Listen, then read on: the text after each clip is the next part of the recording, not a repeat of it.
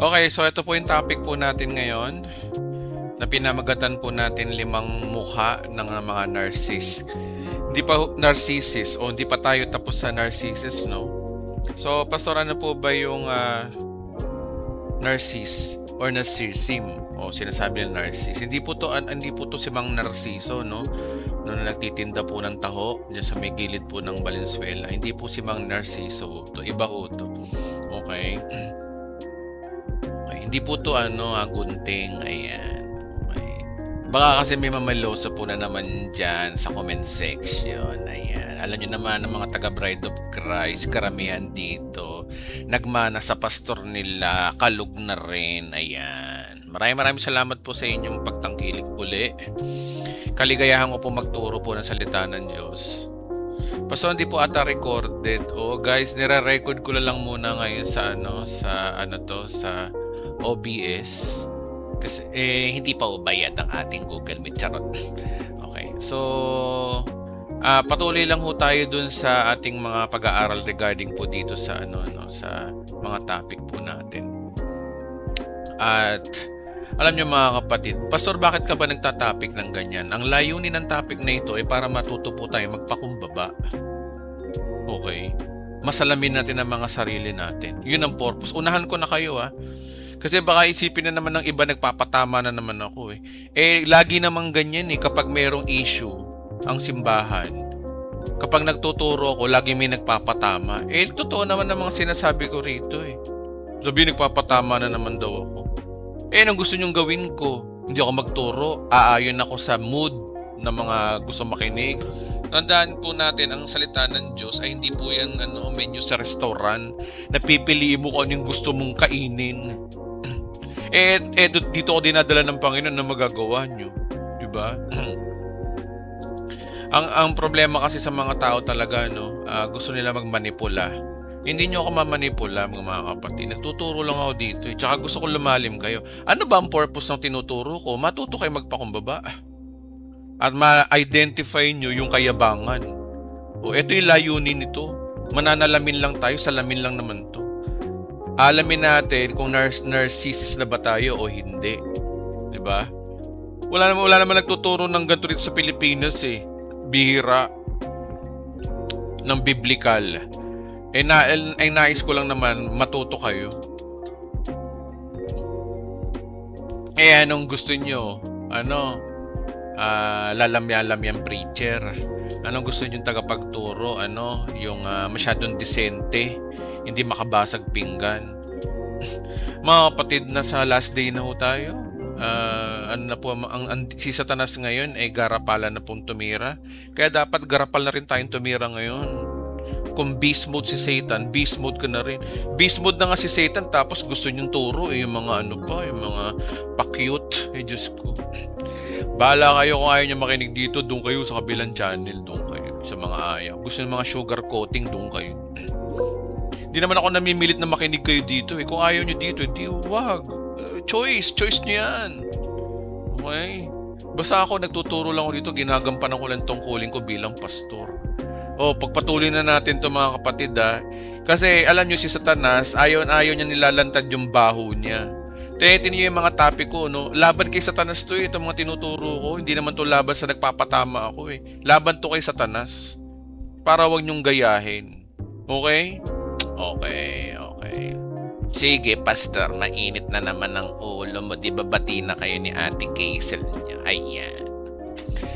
Okay, bati naman kami ng asawa ko. Love kami ngayon. 5 mukha ng narcissist o yung mga may pagka-narciss. Alam niyo naman mga pagka-narciss, ito yung mga ugaling mayabang talaga. Lihim na yabang, sabi ng Bible. Lihim na makasarili. Lihim na puno ng inggit. Marami yan yung package yan yung narcissist. Okay, simulan ko na guys ang aking kapag narinig po natin ang narcissism, hindi po kasi lahat ng narcissism may pare-pareho. 'Di ba nung napag-aralan natin last week o yung ni-live natin kanina, ay dinefine natin ng ibig sabihin ng narcissism. Konektado pala siya sa psychology. Sakit pala to sa isip. Hindi natin alam kung may sakit pala tayo sa isip, no? Okay. Okay. So kapag narinig natin ang salitang narcissist, kadalasan, ilagay ko nga dito. Ilagay ko sa notepad natin. Ayan, may notepad naman tayo. Okay. Nandito ba ang ating mga pastor? Si Ate Princess, si Richard, present, Rio, present. Ate Princess, nasaan ka na? Ayan. Ayan, nagme-makeup pa yata si Ate Princess. Madalas mag-lip tint yan si Ate Princess. Model ng lip tint. Laging basa yung bibig pag nagtuturo. Wala pa yata siya. Ayan. Sige lang, paganda ka lang, bebe. Nandito si shout out kay Belia Luz. Ayan, shout out nakita ngayon. Ano ba? Okay, game. Okay, hindi lahat ng narcissist ay pare-pareho. Kapag narinig natin ang salitang narcissist, kadalasan naisip natin ay mayabang, maingay, laging gusto siya ang bida, at hindi marunong makinig. Oo. Pero ayon sa lesson na ito, hindi lahat ng narcissist ay ganun. Iba ay tahimik, ang iba ay mukhang mabait. Di ba?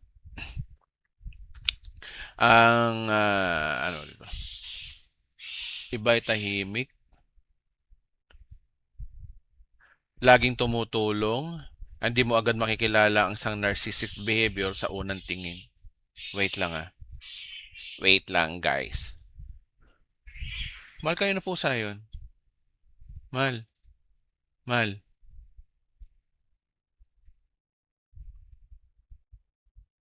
Okay.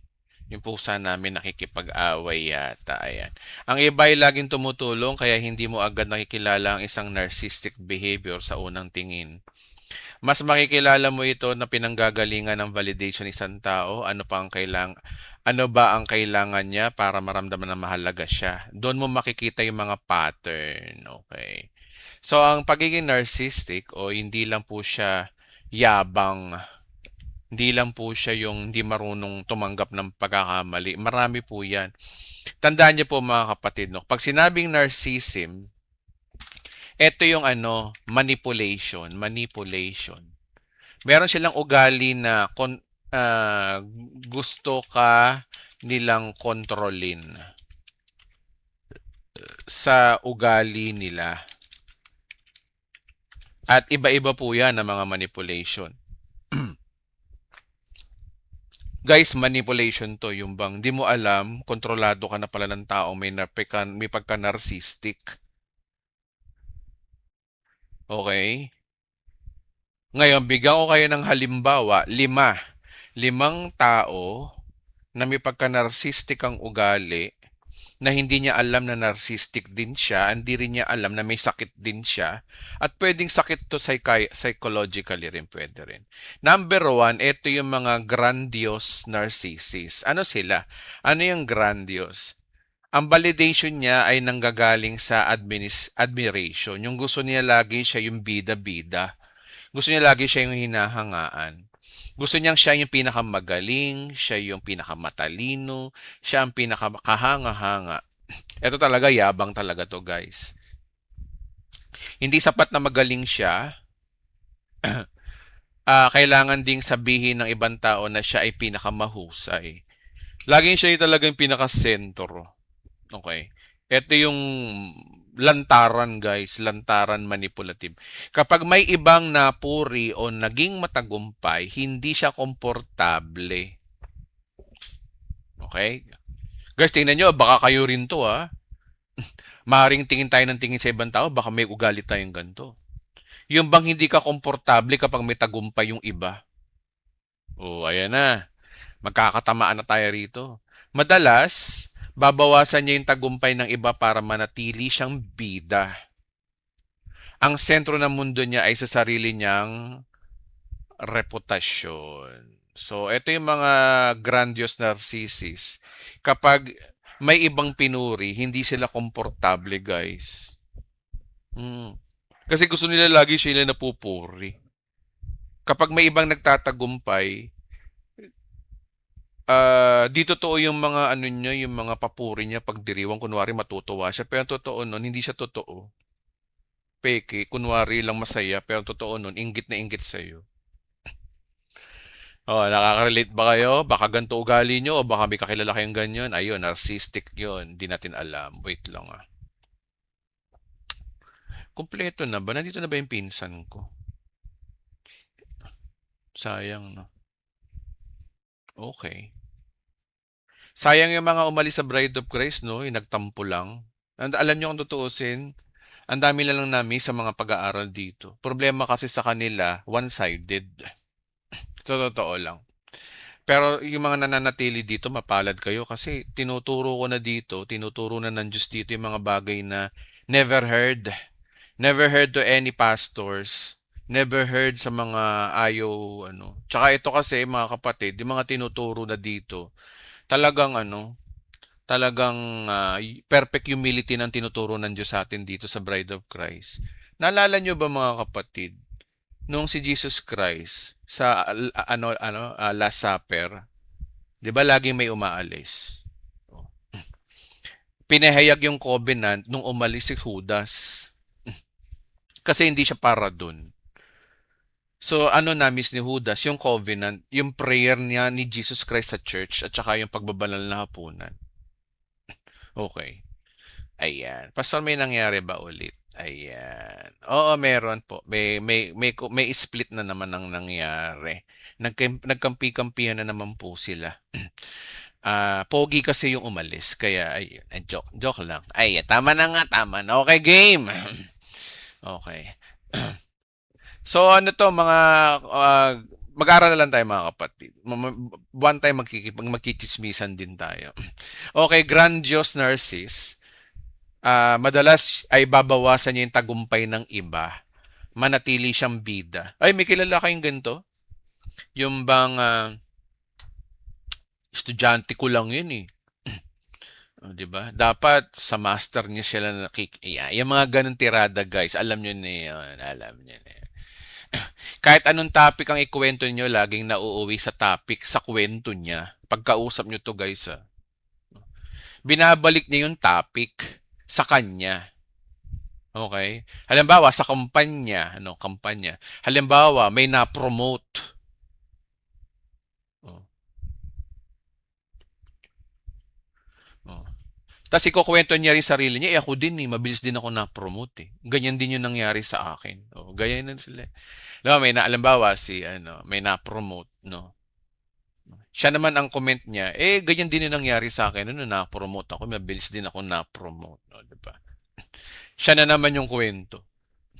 Alam niyo mga kapatid, hindi naman masama na i-share natin yung kwento natin, pero kapag halos lahat ng kwento ay umiikot na sa iyo, hindi na ito sharing. Meron ka ng pinaguhugutan na lagi ikaw yung sentro ng usapan.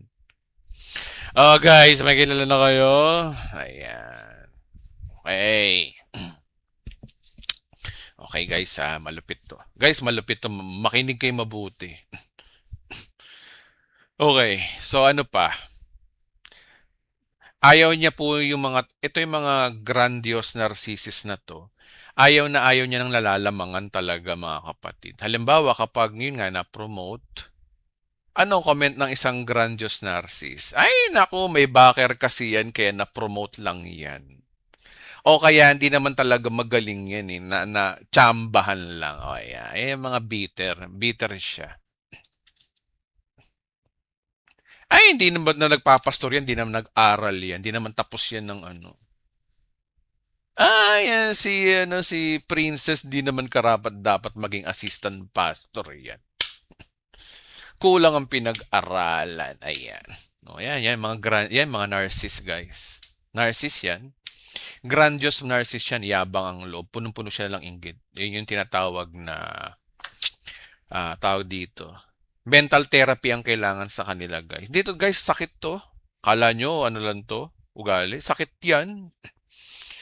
O imbis na tanggapin yung tagumpay ng iba, hahanap siya ng dahilan para mabawasan ang halaga ng achievement ng nakuha ng lihim niyang kinaiinggitan. Okay. Kasi nga, dahil masakit sa ego niya na merong masigit sa kanya. Oh, kita niyo na? Masakit sa ego niya yun. Ito pa, no, guys? Ito pa. Isa pa sa charm ng isang grandiose narcissist, successful po yung mga ganyan tao. Talaga, kaya nga, madali ma-impress sa mga tao sa kanya. Kasi nga, may pagmamalaki naman talaga. Success person talaga siya, guys. Karamihan niya sa mga mahilig matagumpay. Mm, merong ganun. Pero ang tanong ay hindi tungkol kasi guys sa successful at magaling siya eh. Kundi ano yung kanyang reaksyon. Ano yung reaksyon niya kapag may mas magaling sa kanya.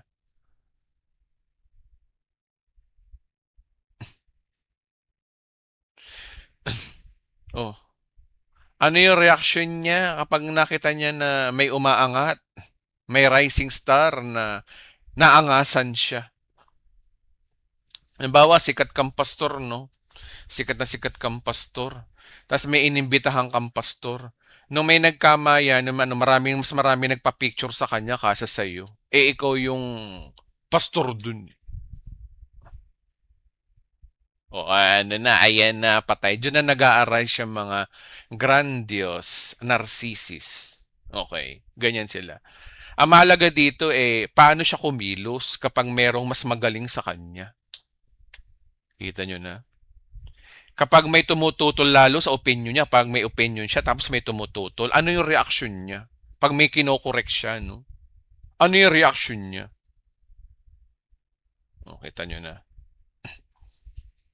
Di ba? Kapag hindi siya pinupuri, ano yung kilos niya? Di ba? Maobserban yun kapag hindi siya pinupuri. Kapag may mas ibang umaangat, masaya ba siya o lihim na naiinis? O, di ba? Ganyan guys sa mga narciss. Okay, so yan sila guys, sa mga narciss. Ang mga validation nila ay nanggagaling sa kailangan sila yung bida, gusto niya siya ang pinakamagaling, siya ang pinakamatalino, siya ang pinakahanga-hanga, hindi sapat na magaling siya. Kailangan ding sabihin na ibang tao na siya ay pinakamahusay. Kapag may ibang pumupuri at nagiging matagumpay, hindi siya komportable. Madalas, babawasan niya yung tagumpay ng iba. Ito nga ay may crab mentality. Yung manatili siyang yung bida. Ang sentro ng mundo niya ay sarili niyang reputasyon. Okay. Next! Ito naman yung tinatawag na covert narcissist. Wait lang guys, wait lang.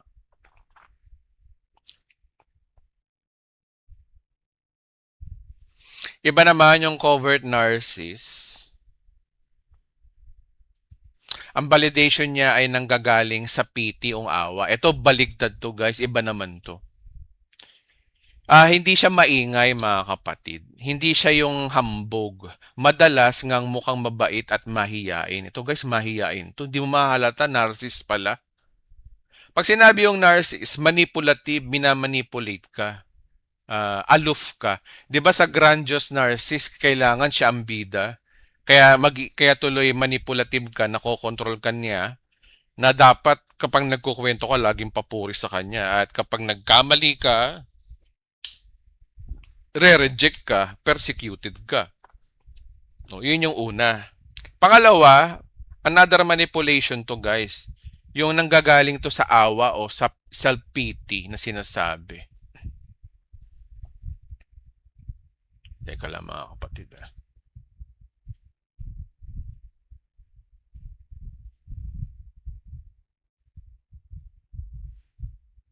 Wala ba si Princess dito?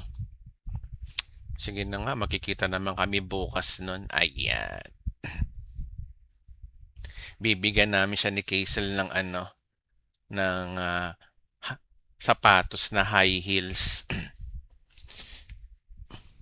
Yung pang 5-footer, ayan. Tapos lifting na rin. Okay. Okay, ano ba? Pastor, puro kakalokohan, pastor. Okay, madalas ngang mukhang mabait at mahiyain, pero ang paraan niya ng pagkuha ng atensyon o manipulation ay pagiging laging biktima. Siya lagi yung nakakaawa. Kapag may magandang nangyayari sa iba, ibinabalik niya yung usapan sa sarili niyang paghihirap. Okay, gets niyo na mga kapatid? Okay, okay. Okay. Madalas niyang ipaparamdam sa iba na guilt o lagi kang iba yung taong nagi-guilt ka lagi. Lagi mo para bang kapag may success ka pa nagkwento ka sa kanya, sasabihin niya nagse-self-pity siya. Buti ka pa, yung mga ganun. O madalas niya iparamdam sa iba na guilt hanggang ang mga tao ay mag-a-adjust para sa kanya. Ayun, manipulation nangyayari. Bawal magkwento ng mga bagay na kumakain kayo sa labas, magkukwento ka ng successful, kontrolado ka. Alam nyo guys, baligtad to, hindi siya humingi ng paghanga. Humihingi siya lagi ng awa at sa awa ng iba, dun niya kinokontrol ang relasyon. Nakokontrol ka na pala. So ito yung tinatawag na covert narcissist. Ito yung mukhang mahiyain pero gusto niya siya pa rin yung sentro ng mundo. Nandin niyo namamalayan guys ha. Kaya kung ang basehan mo lang ay hindi naman siya mayabang o madali ka talagang maloloko dahil hindi mo ma-identify kung narcissist ka agad. Dahil iba ang paraan nila sa paghahanap ng validation o manipulation. So nakikita niyo yung difference ng grandiose narcissist at saka yung nitong covert. Nakikita niyo? Itong covert narcissist, ha? Ito yung hindi ito katulad ng grandiose na humingi ng paghanga. Ang hinihingi nila ay yung pagkaawa o nagpapaawa o pabiktim, ganun sila. Ang grandiose gusto hangaan, ang covert naman gusto kaawaan. Nagets nyo? Ulit ko ang grandiose ay gusto hangaan. Pero yung covert gusto kaawaan.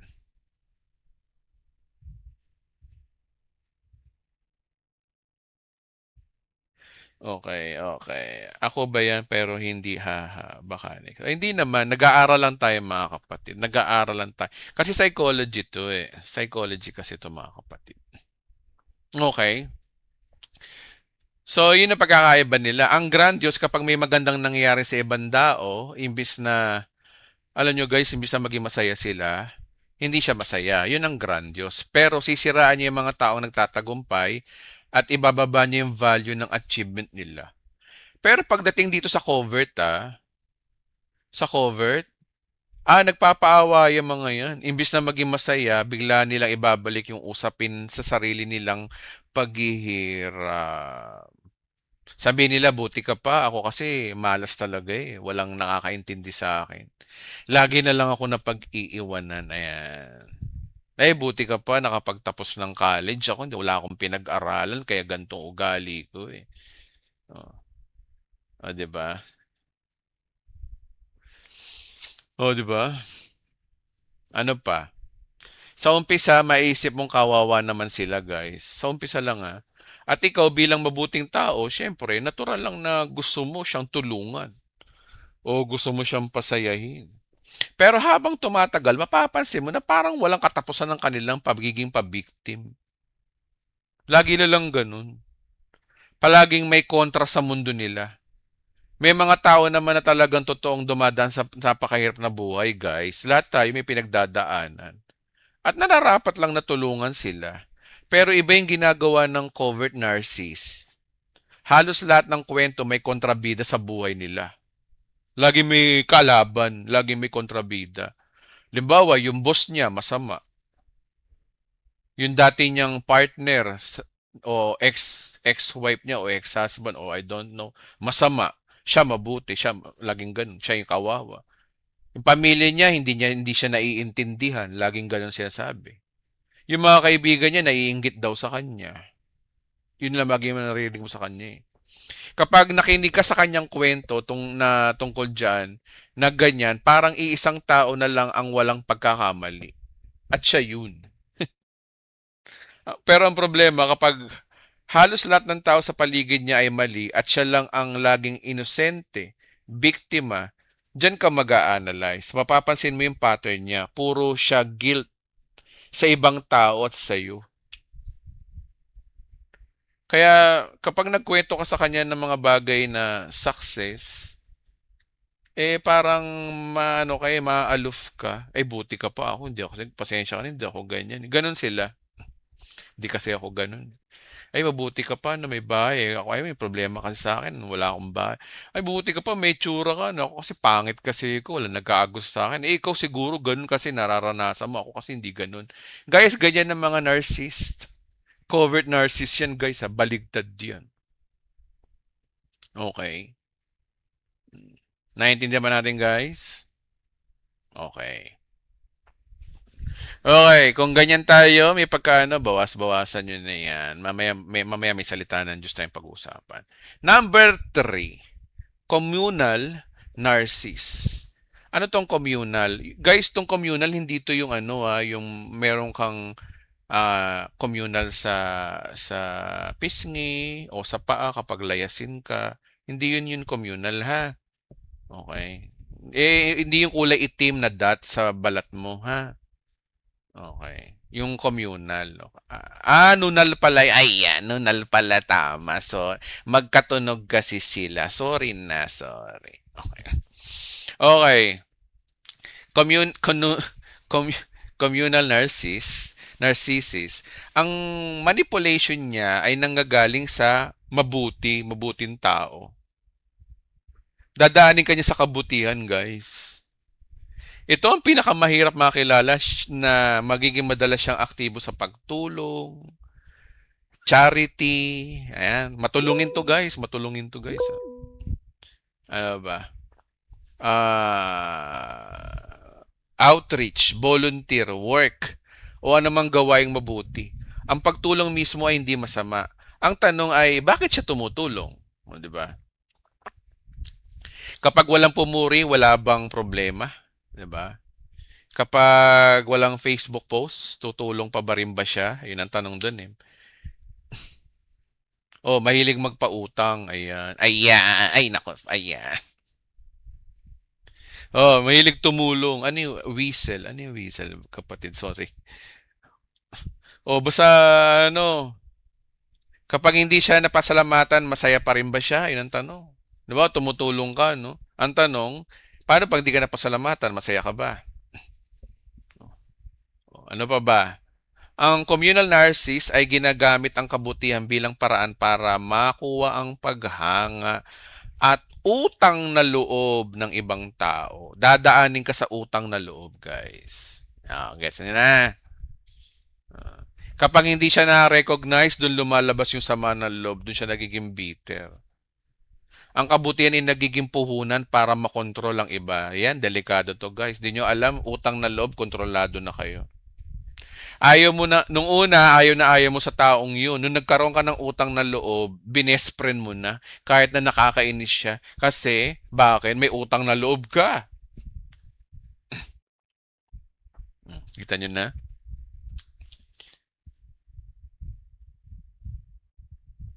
Ito yung tumutulong ba siya dahil mabuti siyang tao o gusto niya lang hangaan siya?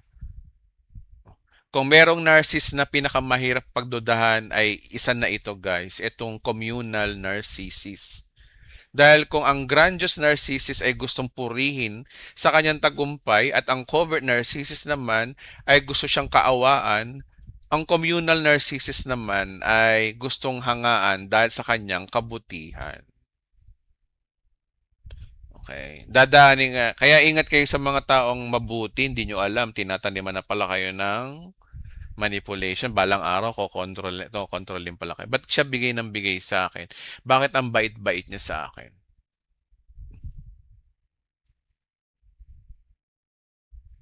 Di ba? Sa bandang huli, dahil sa utang na loob, hindi mo na yung kaibigan mo dati na, alam mo, meron kang kaibigan, no? Mabait siya, mabait. Dumating ang oras na nangailangan ka, tinulungan ka, nagkasakit ka, tinulungan ka, nagkaroon ka ng maraming na utang na loob. Ngayon, yung kaibigan mo, Dati, napapagsabihan mo ng mga bagay na mali niya, ngayon hindi mo na napapagsabihan kasi bakit? Dahil sa utang na loob. Kasi kapag binanatan mo siya yung mga kabutihan niya sa'yo at kinontra mo siya, sasabihin niya sa'yo wala kang utang na loob. Oh, narcissist. Grabe yan ha. So sa unang tingin, sila yung taong gusto mong kaibigan, aktibo sa charity, mahilig tumulong, laging volunteer, laging nasa outreach program, laging handang magbigay. At sa totoo lang, marami naman sa kanyang ginagawa ay talaga namang nakakatulong sa ibang tao. Kaya napakahirap silang makilala as narcissist eh. Mahirap talaga. Linawin ko lang mga kapatid, no, hindi masama ang magtulong. Napakagandang gawain yan mga kapatid. Hindi masama ang pagiging mapagbigay. Hindi masama ang iyong pagbo-volunteer, pagiging religious o tumutulong sa komunidad. Ang titingnan mo dito kasi, bakit? Bakit niya ginagawa? Ano motibo niya? Ba't niya ginagawa yun? Ano ang dahilan? Kapag walang nakakakita, tumutulong pa rin ba siya? O ganyan pa rin ba siya? Diba? Kapag walang nagpupuri, nagbibigay pa rin ba? O kagaya ng sinabi ko kanina, kung walang Facebook post doon sa kanyang kabutihan, walang picture, walang video, gagawin pa rin ba niya yung kabutihan na yun? Kita nyo na? Diyan mo makikita yung pagkakaiba guys. Kapag ang kabutihan ay ginagamit na sukatan para maramdaman niya at ipakita niya na mas mataas siya kaysa sa iba, yan ang mga senyalis ng isang communal narcissist. Ang totoong mapagpakumbabang puso po mga kapatid, pag tapos tumulong, tahimik. Kung tutulong ka, tahimik ka na, huwag ka na madaldal, huwag ka na maingay. Kaya mga ganyang narcissist, ayan, masaya sila dahil meron silang natutulungan, dapat tapos na, 'di ba? Dapat ganun ang normal na tao. Pero yung may mga communal narcissist, halos lahat ng usapan nauuwi sa kung hindi dahil sa akin, ako ang laging tumutulong, 'di ba? Lagi na lang niya sinasabi sa sarili niya na ako lang ang may malasakit sa lugar namin. O kaya ako lamang ang gumagawa ng tama dito sa organisasyon. Ayun. Ganon yung mga pananalita ng mga communal narcissist na pagdating sa pagtulong. Sinusumbat niya sa madaling salita yung kanyang naitulong. Nanunumbat.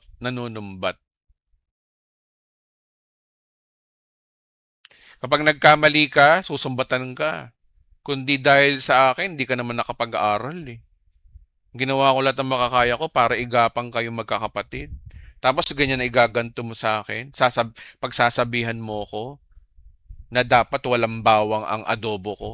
Mga gano'n. Mababaw lang yun. Susumbatan ka. Di ba? Ayan, may tumawa rin. Ayan. Joke yun, di kayo tumawa. Dapat nagbabayad kayo, tawa lang. Ayan. Ayan, marami nang tumatawa. Bayad na kayo. Ayan. O ano? So, napansin niyo mga kapatid, hindi niya sentro yung talagang intensyon na tumulong. Tools lang niya yun. Ang gusto niya ay kilalanin siya dahil sa pagtulong na yun. At kapag hindi siya napasalamatan sa kanyang ginawa, iba na yung pakiramdam niya. Lumalabas na yung totoong kulay na hindi totoo yung pagtulong niya. At kapag nakaaway mo siya guys, babawiin niya sa iyo yung binigay niya sa iyo o isusumbat niya na. Ayan na yung nangyayari. Kita niyo na guys. Inuulit ko guys ha. Mabait lang siya kapag pabor sa kanya yung sinasabi mo. Pero kapag kinalaban mo siya, babawiin niya sa iyo yung mga, o kaya isusumbat niya sa iyo yung mga mabubuting ginawa niya sa iyo. That is narcissistic na communal o yung tinatawag na, ayun, communal, no, yun.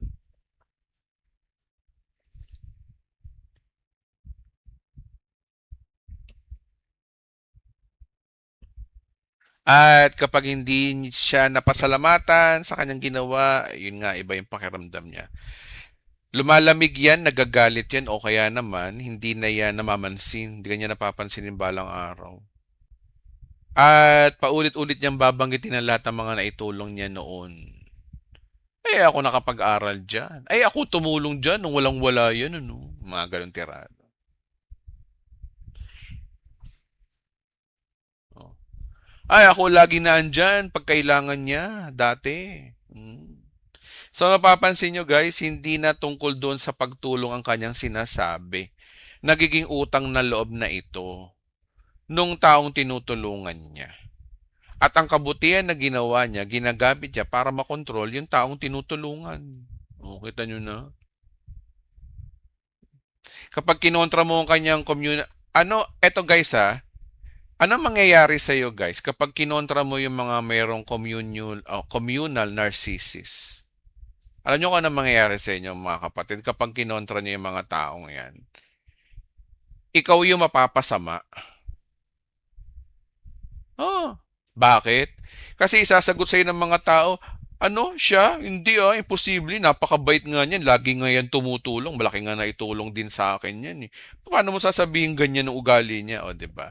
Maraming kakampiyan kasi marami siyang tinulungan. Ikaw ang lalabas na masama kapag kinalaban mo yun. Kita nyo na?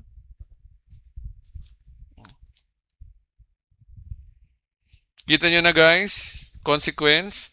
Kasi dahil sa utang na loob nila, ikaw yung lalabas na masama kapag kinontra mo yung mga communal narcissist. Pero ngayon, nilalantad na ng Diyos sa atin ngayon mga ganyang ugali, guys. Pinapalaya tayo. Kung meron kayong ganyang ugali, magsisi na kayo. Hindi magandang, ano yan, you are manipulating people if you are one of these.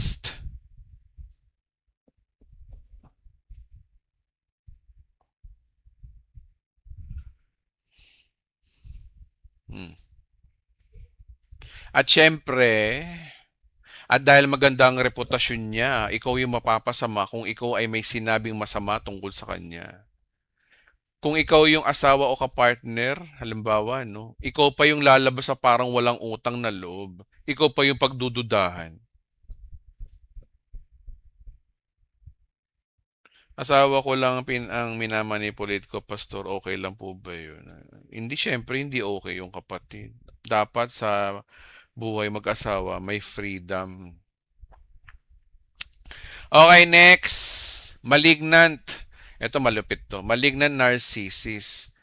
Ang manipulation niya ay nanggagaling sa kapangyarihan na hindi na sapat yung paghanga o yung awa. Ang gusto niya, control. Ito mga gusto mangontrol. Ito yung mga dominanting tao. Dominante, guys. Alam niyo kung ano yung dominante, guys? Guys, alam niyo kung ano yun? Yung madumi yung tenga. Madumi yung tenga, kaya dominante. Dominantenga. Ayan. Joke lang. Ano ba yan, pastor? Puro kakalokohan. Kaya ka iniiwan ng asawa mo, puro kakalokohan, pastor ikaw talaga. Joke lang guys, tawa lang. Sige, tawa muna. Dominante nga, hindi naglilinis. Bingi. Pambilan nga po, ha? Pambilan nga po, ano po yun, ha? Pambilan ho ng yelo, ha? Sabihin sa'yo ng, ng bingi. I-chat mo lang ako, i-chat, di kita marinig. Nung chinat mo, pambilan nga po ng yelo. Ang reply naman niya sa'yo, ano? Ha? Ganun din sa text bingi din. Ha din, ha, ganun din. Ayan, tama na nga. Okay. Pastor naman eh. Kaya ayaw kitang kausap, pastor eh. Oh, sige na. Okay, continue na tayo. Ano yung malignant narcissist? Yun nga, gusto niya siya yung nananalo. Ginagamit niya yung kahinaan nito laban dito. Halimbawa, kapag alam niyang takot kang iwanan, naman sa mag-asawa. Alam ba yung asawa niyo, no, narcissist? Malignant, no?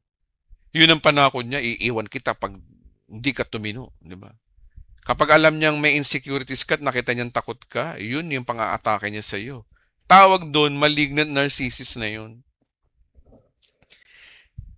Hindi siya madali maapektuhan kapag nasaktan ng iba dahil ang mahalaga sa kanya ay siya yung may kapangyarihan sa relasyon.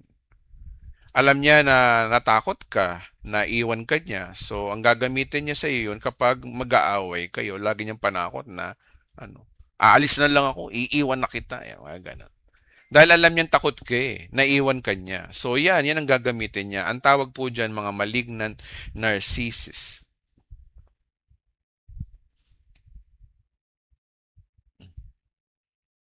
Nangyayari po yan sa mga mag-partner, yung malignant narcissist. Nangyayari po yan.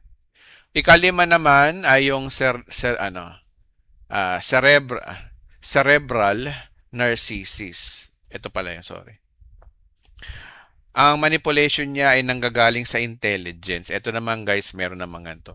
Hindi masama yung maging matalino, hindi rin masama yung pagiging edukado. Ang problema ay kapag ang talino ay nagiging sukatan ng halaga ng tao, ang cerebral service, sorry, ang cerebral narcissist ay gusto siya ang pinakamatalino sa silid. Kapag nakikipag-usap siya, hindi na discussion na nangyari kundi lecture. Nakakita na ba kayong ganyang kausap, guys? Yung para ba siya yung lagi matalino? Hindi siya nakikinig dahil para sa kanya, siya ay yung may tamang sagot. Habang dumadaming alam niya, lalo niyang minamalit ang mga taong hindi umaabot sa antas ng kanyang kaalaman. Ayan. So gusto niya lagi siya yung may alam. Sila yung mga taong kapag kausap mo, kapag hindi mo alam yung sinasabi nila, nagmumukha kang walang alam, guys. Bawa, marami kang alam sa Bible, no? No. Ayun, pag nagsalita yung mga yan, hindi ka makakasingit dyan. Laging siya yung tama. Laging siya yung sinasabi niya na ano. Oh. Hindi pwedeng wala siyang ambag kapag may kwentuhan. Tama, tama si Doraemon. Ayan. Ay, Doraemon, nasa si Nobita? Ayan. O, di ba? Yan, yung mga taong ano, yung bang, pag nagkukwento siya, marami siyang alam. Dati meron akong ganyang kilalang pastor eh. Pag ang topic ay pastoral, dami niyang sinasabi. Eh, computer science graduate ako, syempre. Pinag-usapin namin computer. Aba, computer science din siya. Marami rin siya mga sinasabi, puro sablay naman. Pag may kwentuhan, lagi may alam din siya sa computer. Tapos, isang ka-churchmate namin, nurse. Aba, siya rin nurse din. Mga kinukwento niya tungkol sa nurse. Bida-bida talaga. Jollibee talaga. Dati namin pastor sa Malabon. Pag ang pinag-uusapan tungkol sa bisikleta, ay marami rin siyang alam sa bisikleta. Diyos ko. Ayan yung mga cerebral narcissist. Gusto lagi sila merong sinasabi. Lahat alam guys. Grabe ha. Saka nakakita ng ganun. Marami mga ganyan, ang tindi ng insecurity.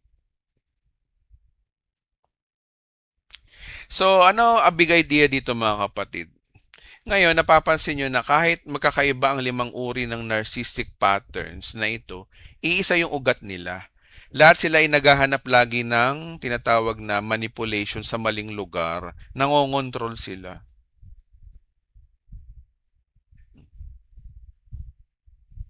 Alam niyo yung ano mga kapatid, kayo lang yung kwento ng kwento tapos pag nagkwento siya tungkol sa Bible, ayaw mo makinig. Basta ikaw, habang nagsasalita siya, ikaw naman nag-iisip ko ano yung susunod mo sasabihin. Babida-bida. Yan, narcissistic yan. Ano yan, cerebral narcissistic. Baka meron kayo niyan guys, baguhin nyo na.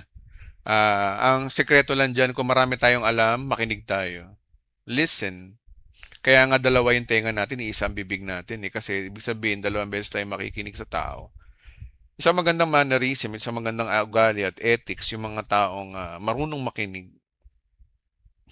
Marunong makinig. Hindi ikaw yung daldal ng daldal mo, dami sinasabi. Maganda siguro mga kapatid, mas healthy ang community natin kapag hindi lang ikaw yung nagsasalita. Meron time na ikaw yung dadaldal talaga kapag oras ng preaching, pero pag yung mga nag-uusap-usap, pati ba naman sa bahay nyo, nagsisermon ka. Hindi na nakapagsalita ang nanay tatay mo. pag nag-share ka ng Word of God, 'di ba? So, napakahalaga po nun yung ganyan. Hindi natin alam, nagiging narcissistic na pala tayo. So, ang isa ay may paghanga, ang isa naman pag-awa, isa naman puro kabutihan, isa naman kapangyarihan, isa naman sa talino. Iba-iba yung mukha at pare-pareho ang puso. Kaya ang pinakamahalagang tanong ay, anong klaseng narcissist ba tayo kung tayo ito? O ang mas mahalagang tanong ay, saan nanggagaling yung halaga ng isang tao? Kapag ang halaga mo ay nakadepende po mga kapatid sa opinion ng tao, lagi kang naghahanap ng validation. Yan yung mga narcissist, mga narcissist. Ngunit kapag may pagkakakilalan mo ay na kay Kristo, hindi mo na kailangan mabuhay para sa paghanga ng tao dahil sapat na po yung pagtanggap ng Diyos sa iyo. At isa sa sakit ng mga narcissistic na tao, hindi nila alam na narcissistic sila, guys. Yun ang problema rito eh. They fully believe na hindi sila narcissist o hindi sila mayabang. Yun kasi mahirap, mga kapatid. Yung hindi natin alam na tayo pala ay ganun pala. Okay, so yun lamang po, palakpakan natin si Lord sa topic po natin ngayon na may matutunan po tayo. Tandaan po natin, sinabi ng Biblia, isang bagay lang, maging katulad daw tayo ni Kristo na bagamat siya ay mayaman, siya ay nagpakahirap para tayo ay guminhawa. Isa sa ugali ni Kristo yung mapagpakumbaba na dapat nating gayahin. Be humble, guys. Matuto tayong makinig sa kapwa natin. Kahit na alam natin na tayo ay tama, wala masama kung tatanggap tayo ng ating pagkakamali. Mag-sorry tayo kahit na hindi tayo yung may kasalanan. Ang sorry kasi ay hindi naman pag-amin na mali ka, kundi ang sorry ay pagpapakumbaba. At gusto mo na maging maayos kayo ng taong yun. Narcissists don't believe in Jesus Christ. I don't think so. They believe in Christ. Kaya nga pagiging narcissist, hindi natin alam yun eh. Hindi natin alam yan. Pero ligtas tayo. Ang point kasi dito, hindi natin namamalayan. Ngayon, pinapayag lang ng Diyos sa atin, mga kapatid, na eto, sa usapang psychology to eh. Psychology to, wala ba kayo napapansin, di ba? Wala akong verse na pinapakita. Pero psychology to. Ayon sa psychology, actually, 6 to eh. Hindi ko lang sinama yung isa kasi hindi naman applicable sa atin. Yung feeling beauty, yung laging siya yung maganda. Hindi naman kasama yun. Wala sa realidad. Ang nasa realidad, eto. Itong 5 na to. Kaya kapag ikaw yung hindi ka marunong tumanggap ng pagkakamali, gusto mo lagi kang pinapakinggan na ay kuya bias ka, hindi ka nakikinig sa ano ba, may nag-aaway, no? Yung isa lang ang pinapakinggan mo. Tapos yung isa inuhusgahan mo. O ay tawag doon, bias yun. Isang part yun ng pride ng isang Kristiyano na bias tayo. Ang kaso mo nun ay you are judging people according to the weight of other people. Kaya nga maganda talaga kapag may mga nag-aaway, huwag natin silang pag-awayin, guys. Huwag tayo makikisimpatya. Ay, oo nga, ganyan siya kaya ganyan din ako sa kanya. Oy, patay ka na. Halimbawa, may nag-aaway, no? Tapos, kinausap mo si letter B. Letter B, ano ba nangyari? Kasi ganto-ganto. Ikaw naman, may sama ka rin ng loob doon. Ay, oo nga, ganto rin siya. Kaya ganyan yun eh. Kaya, ay, na, patay na. Diyan nagsisimula ang division ng isang samahan, kaibigan, pamilya, at lalong-lalo ng simbahan.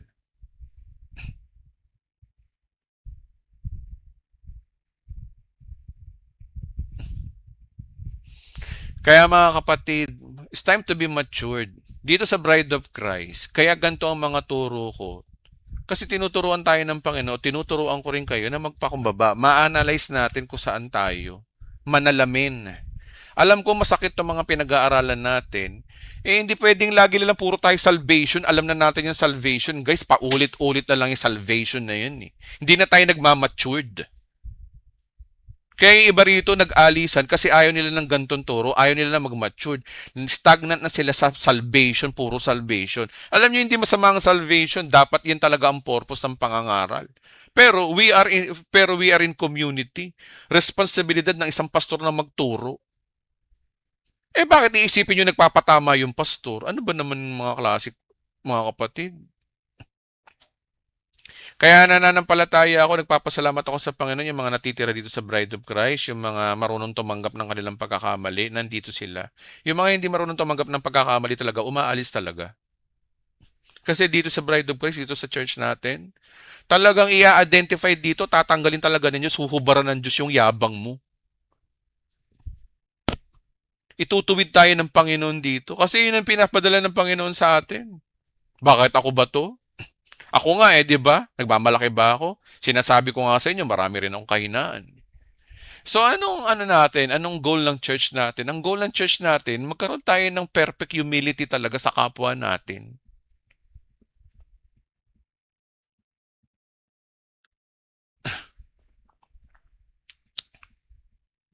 Maging matalino tayo sa pag-iisip ng mga bagay na.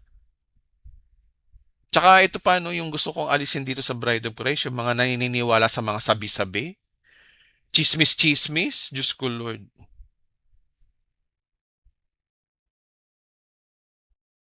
Those are baby Christians. Sinabi ni Paul yun, di ba? Ako kay Apollo, saya ako kay Pablo, ako kay Cristo, ako kay Pastor Edwin, ako kay Pastor Ganto, ako kay Ganto. Oh, yan. Yan ang baby Christian. Saan sa Bible yon? Corinthians. First Corinthians, nandun yun. Sinabi ng Biblia, huwag niyong sirain ang templo ng Diyos dahil sa pagkabahagi na yan. Problema kasi sa atin, wala eh. Doon tayo sa sa mababait na pastor magsalita, malumanay magsalita, edukado, sugar-coated preacher. Di doon kayo. Kung doon kayo lumalago, wala namang kumukontra doon eh. Pero ang nais talaga ng simbahan na ito talaga, maituwid yung mga ugali natin patungo sa tunay na kapakumbabaan, tunay na pagsisisi, tunay na pagbabago ng isip, at manalamin lagi sa sarili. Ang sinabi 'di ba ng Bible 'yun, 'di ba? Huwag kang hahatol sapagkat ay mo hatulan. Kung ayaw mo ikaw hatulan. Napupuna mo yung puwing ng iyong kapwa mo, pero hindi mo nakikita yung troso sa iyong mata.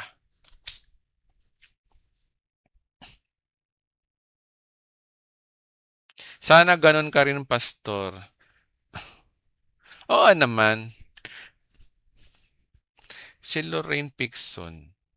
Kapatid, kanino mo pa ako tinitiran? No? May problema ka ba sa akin? Kanina pa to eh, no? Ang post mo na Pure Grace Lens. Mayroon ka bang sama ng love sa akin? Tawagin nga kita. Usap tayo dito.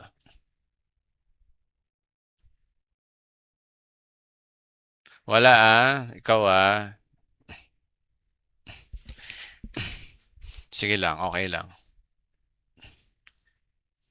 Guys, pare ako naman, umaamin naman ako. Siyempre, guys, ilang beses ko ba sasabihin sa inyo na huwag niyong hangaan ng pastor? Ilang beses ko na yung sinasabi sa inyo. Huwag kayong hahanga sa akin. Makasalanan din ako. Baka nga mas makasalanan pa ako sa inyo. Ano lang ang meron ako? Awa, biyaya ng Diyos. Yun lang ang ipinagmamalaki ko dito. Naawa lang si Kristo sa akin. Biyaya lang ng Diyos kaya ako nakakatayo.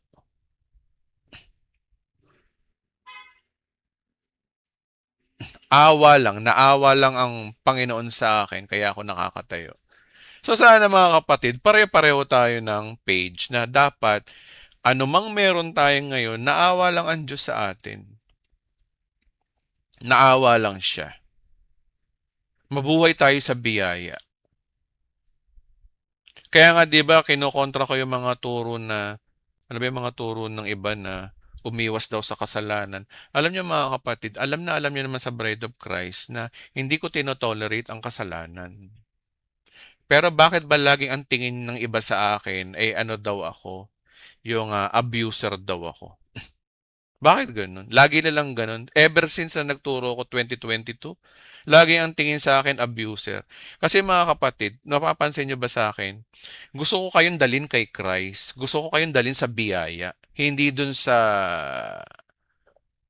okay guys, kalma na ako. Okay lang kalma na ako. Huwag niyo na akong ano, okay lang ako. Okay lang ako. Nakangiti na nga ako dito. Nagkakape na nga ako dito. Nilalaro ko yung robot ko rito. Balik tayo 'no. Ever since pa lang ang channel na ito, tinuturo lagi ng Lord sa atin yung bang, ba't mo aabuso sa kasalanan, eh, naging mabuti ang Diyos sa'yo. Kasi mga kapatid, gusto ko kasing tingnan niyo dito yung kabutihan ng Diyos, yung biyaya ng Diyos, hindi dun sa self-performance natin. Yung tinatawag na ayaw na 'wag natin tingnan yung mga do this, do that. Kasi madali na 'yan guys, automatic na 'yan, eh. Automatic na 'yan mga kapatid. Ang problema kasi sa ibang mga 'di naman perverted, mga iba diyan, ang problema, masyado kayong aligagang-aligaga, takot na takot kayo sa kasalanan. Bakit ba takot na takot kayo sa kasalanan? Eh, anong ginagawa ni Kristo? Bakit ba takot na takot kayo magkasala? Hindi ko sinasabing magkasala kayo, Hindi ko sinasabing abusuhin yung kasalanan, Hindi gano'n. Pero ang point, bakit ba aligaga kayo sa kasalanan? Eh, ang kasalanan ay simple lang. Ang kasalanan ay paglabag sa utos ng Diyos. Basahin natin, Ito kasi nagiging problema minsan, eh. Balik tayo sa Bible. Balik tayo sa sinasabi ng gospel. Ano ba ang kasalanan, guys? Bakit ba takot na takot kayo maabuso sa kasalanan? Una, hindi ko naman tinuturo na umabuso tayo sa kasalanan. Sila lang nag-iisip nun. Ay si Jesus kasi. Pero tinan niya, balik tayo sa basic. Basic tayo. Ano ba ang kasalanan? Ang sabi rito sa Bible may sabi guys ang bawat nagkakasala ay lumalabag sa kautusan ng Diyos. Sapagkat ang kasalanan ay paglabag sa kautusan. Ano daw yung kasalanan? Paglabag sa kautusan. Tingnan natin to sa Greek. O ayan, no? Hamartia, transgress to the law. So hamartia ang binabanggit dito. Meaning, lahat ng kasalanan.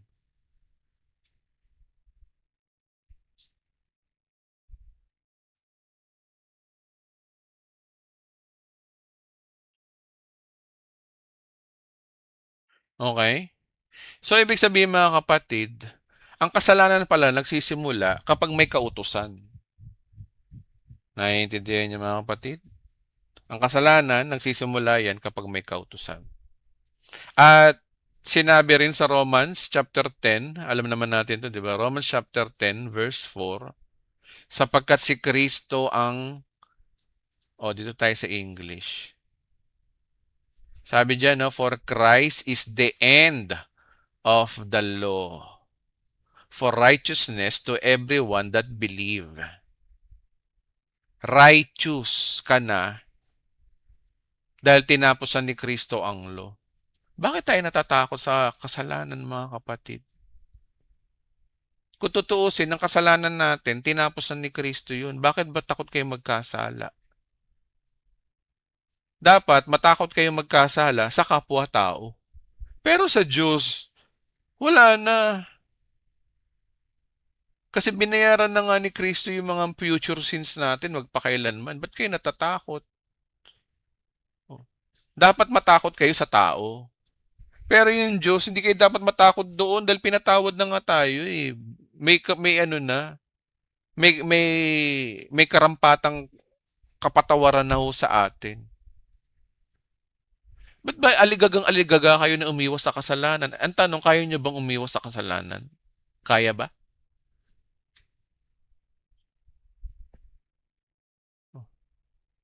Sige nga, iwas daw sa kasalanan, sabi nila. Ang tanong, kaya nyo?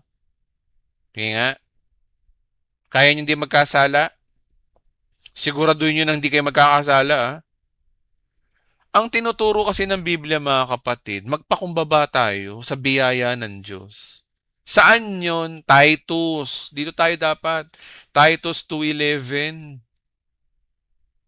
Sabi dito, no, for the grace of God that bringeth salvation, He had appeared all men. Ano daw? Basahin natin.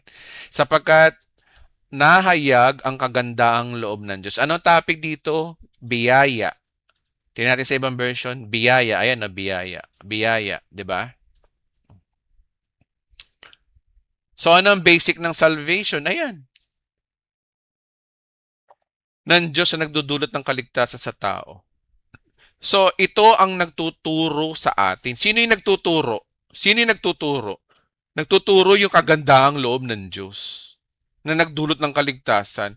Biyaya yung nagtuturo, hindi ikaw, hindi pastor, hindi yung conviction, hindi yung sinasabi mong mayroon pa kayong mga banal na spirito. Ayun yung banal na spirito, ginagawa niyong ano eh, ginagawa niyong power, ginagawa niyong parang, banal na spirito, nagtuturo lang yun, yun lang ang ginagawa niya. Marami. Kasi ang problema kasi sa iba sa atin dito sa Bride of Christ, kung kanino-kanino nakikinig. Halo-halo, mixture. Dati na kayong galing ng mixture, bumabalik pa kayo ng mixture.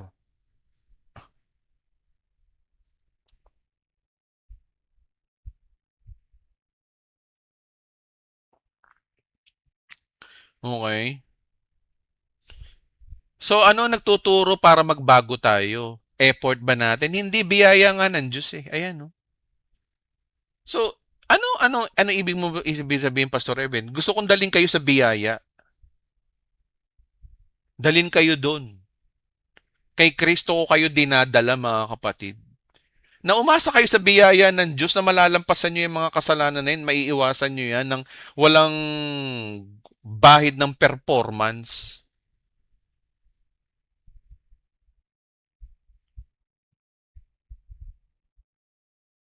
Problema kasi kung saan GC kayo pumapasok. Daming gumagawa ng GC. May GC pa nga na ang mga pinagsasabi, puro laban sa akin. Talagang mangyayari sa inyo yan. Magkakaroon kayo ng confusion.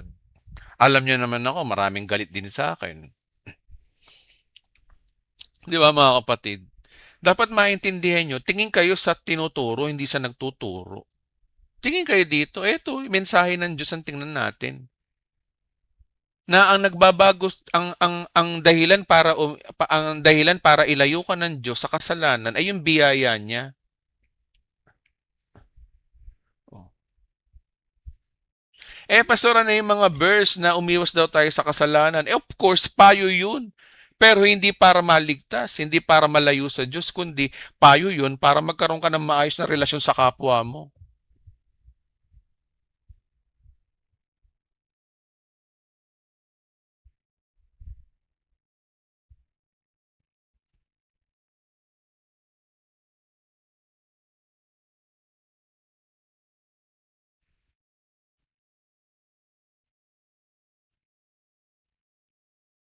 Okay?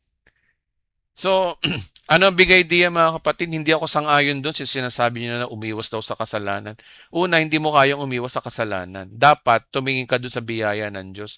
Biyaya ng Diyos ang mag-aalis sa iyo sa kasalanan. Kaya nga, di ba mayroong verse sa Bible na through His kindness lead us to repentance. Sino ang bida? Yung kindness niya. Hindi ikaw. Yung kindness para ilayo ka sa kasalanan. Nakalagay, di ba? Through His kindness lead us to repentance. Tapos, paano nasabi ng isang pastor dito na yung Romans 5:20 daw ay ginagamit daw ng mga taong umaabuso sa kasalanan? Maling paratang naman yata yung mga kapatid. One-sided yun, guys. Ingat kayo sa mga ganong paratang. Sabi dito, when sin abound, grace abound. Nang magkaroon ng kautusan, dumadami ang pagsuway, ngunit ang pagdami ng mga pagsuway lalong sumasaga ng kagandaang ng loob ng Diyos. Sabi niya, ano daw to? Ginagawa daw tong lisensya. Sino may sabi nun? Sino may sabi? May sinabi bang ganon? Yun, na medyo hypothetical yung mga kapatid. Ingat kayo sa mga ganun turo. Lalo na kung yung nagtuturo, merong hate, merong galit sa kapwa niya. Kaya delikado sa isang pastor na magtuturo ka, may galit ka sa kapwa mo. Kasi ang lumalabas sa bibig mo, hindi tunay na gospel. Ang lumalabas doon, yung galit mo doon sa taong gusto mong patamaan. Kaya delikado yung guys. Delikado yung Kaya yung mga pastor dito sa Bride of Christ, talaga, gusto ko talaga mga kapatid, matuto talaga tayo magpakumbaba. Low profile, humble, magpasakop sa Panginoon. Servant tayo ng Diyos. Hindi tayo boss icon dito. Walang emperor dito. Tayo ay parang janitor sa simbahan na ito. Tagapaglingkod. Pinaglilingkuran natin tong mga umaaten na ito, mga pastor. Nandito ba si Ate Princess? Wait lang.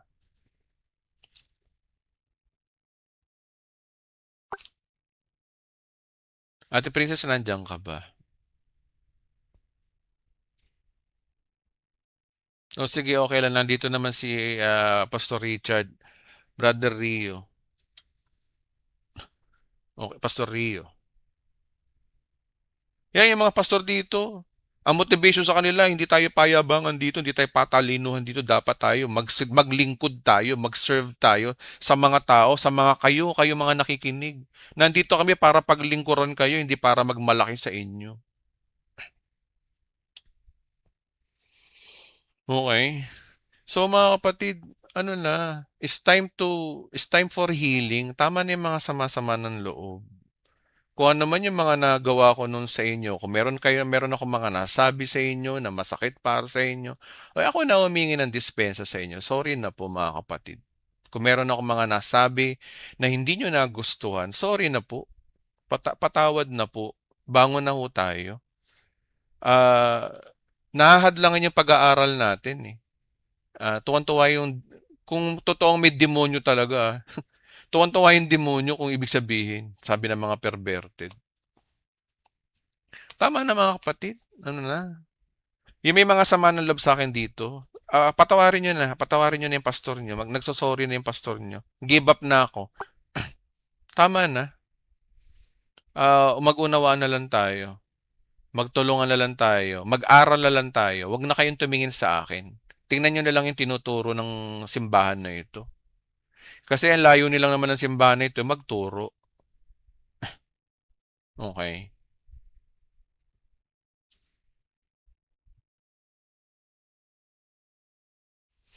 Okay, so maraming salamat po at pwedeng-pwede na po kayo magtanong.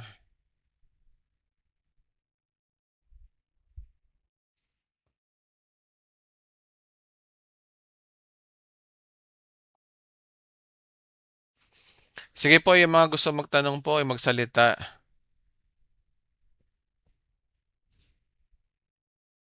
Buksan ko yung mikropono. Hello po, Pastor. Good evening po. Okay po, good evening po. Sige po, go ahead po, Pastor.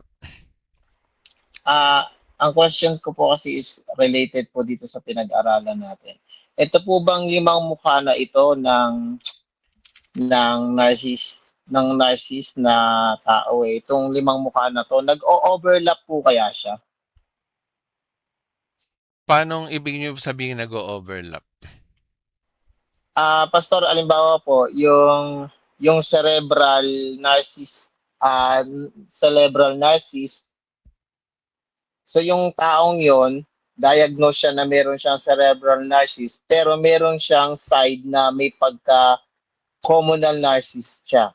Parang ganon. So Pwede kaya ang po. tanong ko is, Pwede po mangyari pwede, yan. no? Pwede kahit lima Oo. sila. Kasi, Kasi may kilala po akong diagnose po talaga ng narcissistic po, narcissistic disorder yata tawag diyan. opo.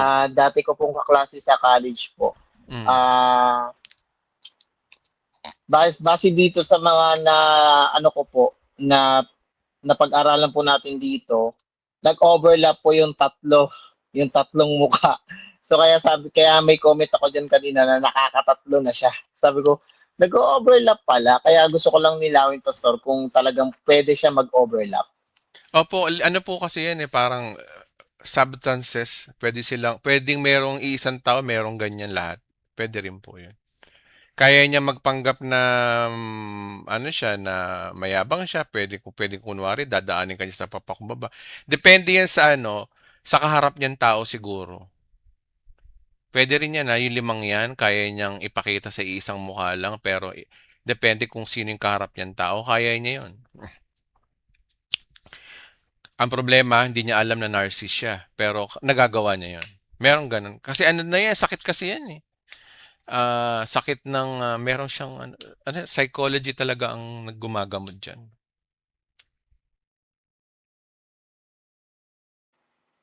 Ayun po. At saka yung tanong ko po dun sa ano, sa First Corinthians chapter 5 verse 12 to 13 naman.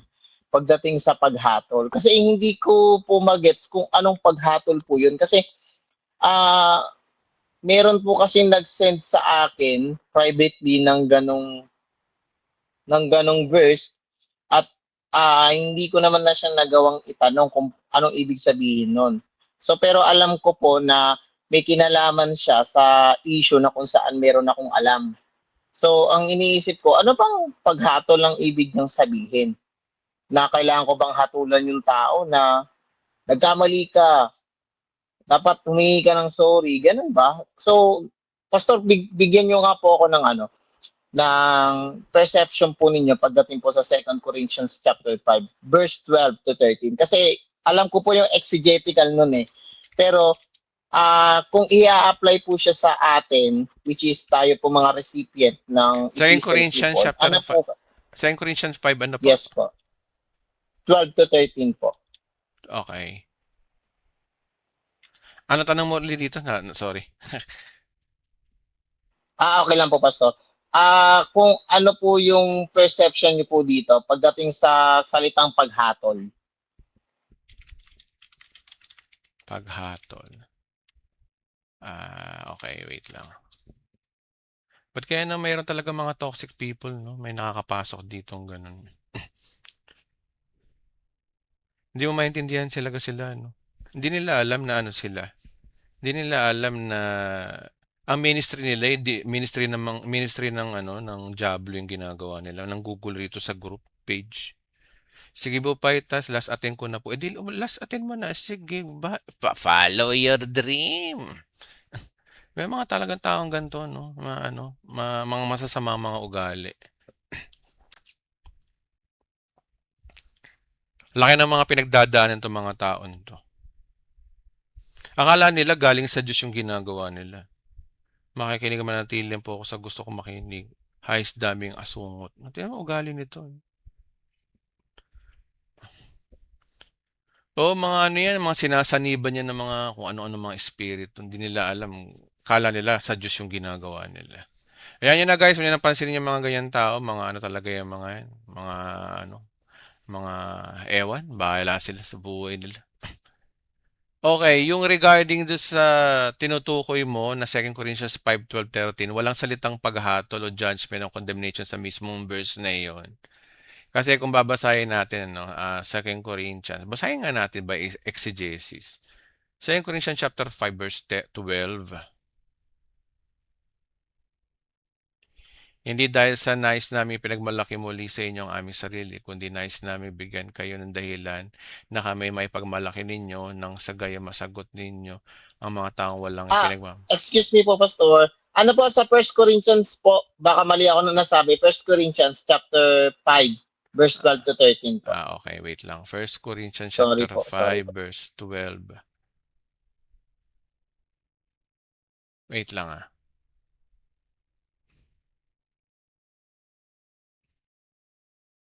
Wait lang guys.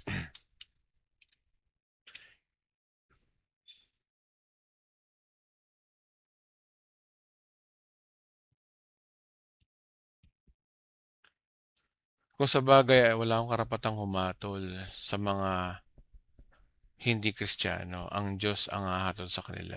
Hindi ba't ang nasa loob ng iglesia ay dapat ninyong hatulan? Sinabi sa inyo kasulatan, itawalag ninyo ang iyong kasamang. So, kailangan natin i-rightly divide dahil madalas itong ginagamit po kasi ito ng mali na iba. So, ang Greek word ng judge po dyan, tingnan natin. Wait lang guys. King James. Ang Greek po ng judge po dyan ay krino. So, ano ibig sabihin ng krino? Properly decide mentality. So, hindi ito automatic na ibig sabihin ay condemn o isumpa. Ang pangunahing kahulugan nito po ay magsuri. Ayun, no, decide, di ba? Magsuri, mag-decide, magpasya, mag-discern, conclude. Pwede ring condemn. Marami pong meaning po ng krino. O mag-evaluate. Hindi porke judge nakalagay dyan hatol o sinasabi na ng final judgment. So ano yung context po ng 1 Corinthians chapter 5? Hindi po to salvation mga kapatid. Hindi rito great white throne judgment, hindi rito eternal condemnation. Ang usapan po kasi rito ay church discipline. Sabi itiwalag ninyo sa inyong sama na masamang tao. Church discipline. 'Di ba maraming beses ko na nga po sinasabi sa inyo na ang mga topic sa New Testament ay tungkol sa salvation, ang Christian living, salvation, church discipline, at saka yung rewards. Dapat natin maintindihan yung mga kapatid na ang Diyos dinidil tayo, hindi lang tayo para maligtas. Dinidisiplina din po tayo ng Diyos. At gagantimpalaan din tayo balang araw. So dapat rightly divide tungkol saan o salvation ba to, discipline ba to, o reward. Pero maliwanag na itiwalag ninyo ang sama ng ang masamang tao, di reward. Ay di ano to, discipline.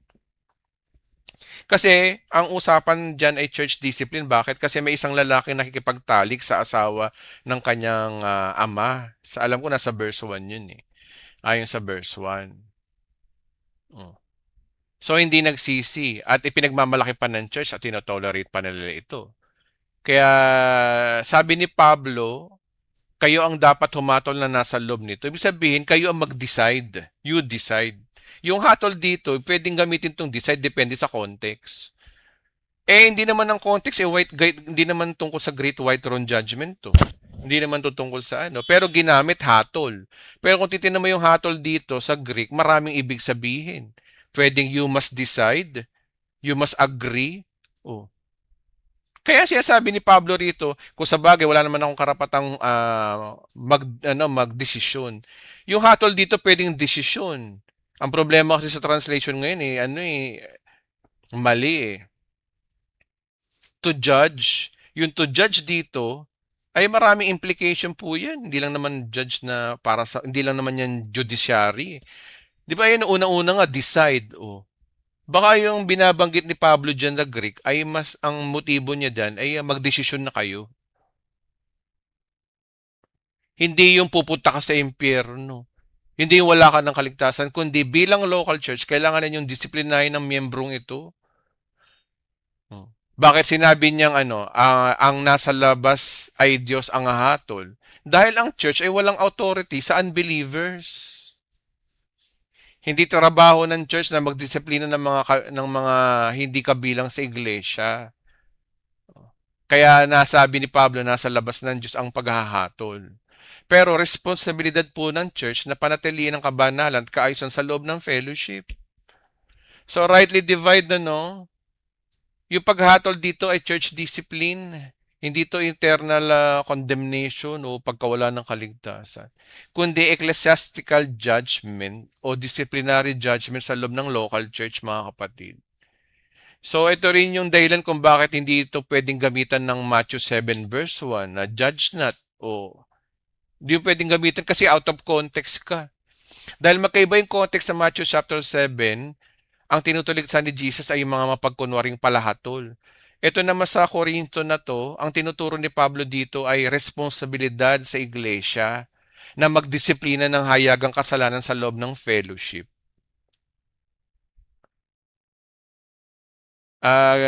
Nasagot ko po ba, Pastor Richard? Opo, Pastor. At least, kumbaga, alam din po ng mga 100 plus na mga nakikinig kung paano po malaman yung totoong ibig pong sabihin nito. Kasi madalas itong ginagamit kasi para, alam mo yun, yung maabuso kasi yung authority na akala lahat pwedeng husgahan o pwede pala kita i-judge. Ganun yung lumalabas eh. Pero may certain, may certain matter na ina-address. Oh, Lalo depende na kasi dun sa, sa context. opo, Context. yes po, context po Kaya talaga. yun po yung mga So, tinuturo ko dito sa Bride of Christ, lalo na sa mga pastor po na, 'di ba, napag-usapan na natin yung nag-meeting tayo, rightly divide the scripture, rightly divide. Check the context, exegesis, napakahalaga nun mga kapatid. Lalo-lalo na tayo mga pastor dito sa Bride of Christ, dapat sobrang maging sharp kayo diyan sa pagdi-divide ng scripture, yung hermeneutics. Yan din ang tinuturo sa EMI, 'di ba? Yung mga nag-EMI dito, yan ang tinuturo sa atin. Yun ang i-treasure natin sa EMI. Proper hermeneutics. Ano ba yung hermeneutics na to? Check the context according to its genre, to the original word. O yun ang mga tinuturo din, 'di ba? Ano yung konteksto? Hindi porke sinabi diyan ay judge, judgment na. Tingnan niyo yung context. Tapos sa Greek pala, maraming meaning yung judge diyan. Pwedeng decision, pwedeng agreement. Oh. Pero dahil sa context. Kaya mga kapatid, kahit ba sinabi sa context na, halimbawa, hamartano yung sinabi. Oh. Pero depende sa context. Kaya mga kapatid, aral pa tayo mga kapatid. Aral lang tayo. Balik-balikan nyo yung video. Hayaan nyo, magre-review ulit tayo sa proper hermeneutics ha. Kasi parang kailangan natin bumalik dun eh. Kasi yung mga umaalis dito, parang hindi parang nawala yung ano nila eh. Alam nyo guys, kung aalis kayo rito sa Bride of Christ, make it sure na ang turo nyo sa paglabas, tama yung turo nyo. Hindi porke nagtatampo kayo sa pastor, babaguhin nyo turo nyo. Alam nyo naman na natutunan nyo naman dito na kung ano yung tama.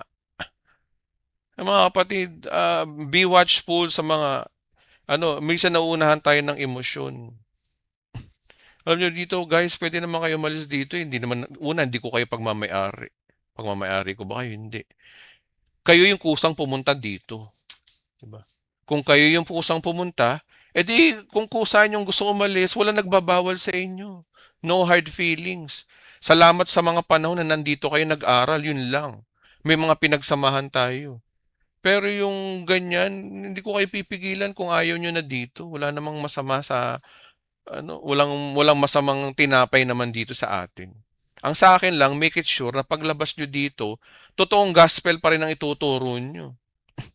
Kasi kapag mali yung gospel na tinuturo nyo, makakarinig talaga kayo sa akin. Dahil alam nyo naman, tinutulig sa ako rito ang mga maling gospel dito sa Pilipinas. Kami ng master ko dati, ng teacher ko si Bishop, pareho kaming galit sa perverted gospel. Alam na alam niya yan. Okay, so yun lamang po. Kung may basher, may Lore. Oh, sino ba yung Lorraine eh? No, kanina pa yun. Ano ba yan? Diyos ko, nagkakalat. Mayaan niyo siya. Okay. So, yun lamang po. May tanong pa ho ba? Hello po. wala na po. Wala na po, Pastor. Maraming salamat po. Sige po. Sige po, Pastor Richard. Go ahead sa ibang tao po. Good evening po, Pastor. Sige po. Tanong ko lang po, Pastor, yung sa di ba may sinabi din sa Biblia na walang nakaabot sa kaluwalhatian ng Ama, wala kahit isa. Bakit sa ibang, sa Old Testament, meron ding tawag nito, merong taong matuwid. Bakit po gano'n? Mhm. Di ba po sa Biblia, wala namang matuwid na tao? Mhm. Ay, sinabi sa Biblia. Tapos sa Old Testament, meron din sinabing matuwid na tao. Tulad na lang ni Job. Mm. Hindi naman po siya nagkasala. Paano po yun? Opo. Divide po natin ng scripture, kapatid. No? Actually, maganda po yung tanong niyo po. Marami pong nalilito ho dyan. Actually, sinabi nga ni Jesus, di ba, sa Marcos, na walang mabuti, kundi ang Diyos lamang, sinabi sa Bible. Iisa lang ang mabuti, ang Diyos. At sinabi ni Pablo na sa Romans chapter 3 verse 10 po yun eh, na walang matuwid, wala kahit isa. Linaw nun. Pero bakit sa Old Testament may mga taong tinatawag na matuwid? Halimbawa, yun nga, si Noe. Yung sinasabi niyo po yan, nasa Genesis chapter 6 po yan eh. Na si Noe ay taong matuwid. At si Job naman ay walang katulad niya sa lupa ang isang taong sakdal na matuwid. Sinabi rin sa Job chapter 1 verse 1 po yun. Kahit si Zacarias tsaka si Elizabeth sa kahit New Testament period bago ang krus, kapwa sila matuwid sa harapan ng Diyos. Nasa Lucas yan, chapter 1 verse 6. So, may contradiction po ba? Wala pong contradiction. Ang kailangan mong tanungin, anong klaseng righteousness ba ang pinag-uusapan? Doon tayo magkakatalo, kapatid. Anong klaseng pagiging matuwid ba ang pinag-uusapan? Dito sa Romans chapter 3, sabi 'di ba walang matuwid ni kahit isa. Dito pinag-uusapan kasi ni Pablo yung absolute righteousness. Ito yung ang standard ay kabanalan po ng Diyos. At sa standard na yun, wala nakakaabot. Kahit si Abraham. Kasi ang topic po din kung ano ka sa mata ng Diyos eh. Totoo, sinabi sa Biblia na isang matuwid itong mga taong to. Pero pagdating doon kay Pablo, iba. Ang sinasabi niya, standard ng Diyos mismo. Yung kabanalan ng Diyos. At sa standard na yun, wala nakakaabot. Kahit si Abraham ka pa, kahit si Moses ka pa, kahit ba si Job ka pa. Oh. Kahit si David, lahat po nagkasala. At sinabi rin sa Romans chapter 3 verse 10, there's no one righteous. Ibig sabihin, walang taong likas na matuwid sa harapan ng banal ng pamantayan ng Diyos. Ngayon, sa Genesis chapter 6 naman, bakit tinawag na matuwid si Noe? Hindi ibig sabihin na perfect po siya, mga kapatid. Dahil pagkatapos ng baha, nalasing siya. Oh. Nung nalasing siya, bembangan siya sa mga anak niya. Oh. Ibig sabihin ng matuwid dito ay blameless ang kanyang generation. Namuhay siya sa pananampalataya at katapatan sa gitna ng napakasamang lipunan, mga kapatid. Relative righteousness po ang sinasabi po ron, yung pagiging matuwid sa mata ng tao. Mata ng tao ang sinasabi rito. Hindi yung matuwid sa mata ng Diyos. O si Job din. Si Job din, di ba? Tinawag di siya matuwid. Pero paano siya naging matuwid? Ang tanong dyan, mata ba ng Diyos o mata ng tao? Oh, wait lang mga kapatid.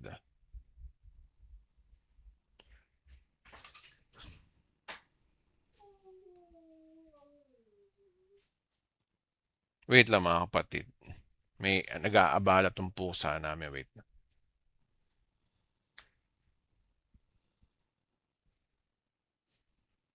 Pakikulong nga yan. Pakikulong mo na kasi.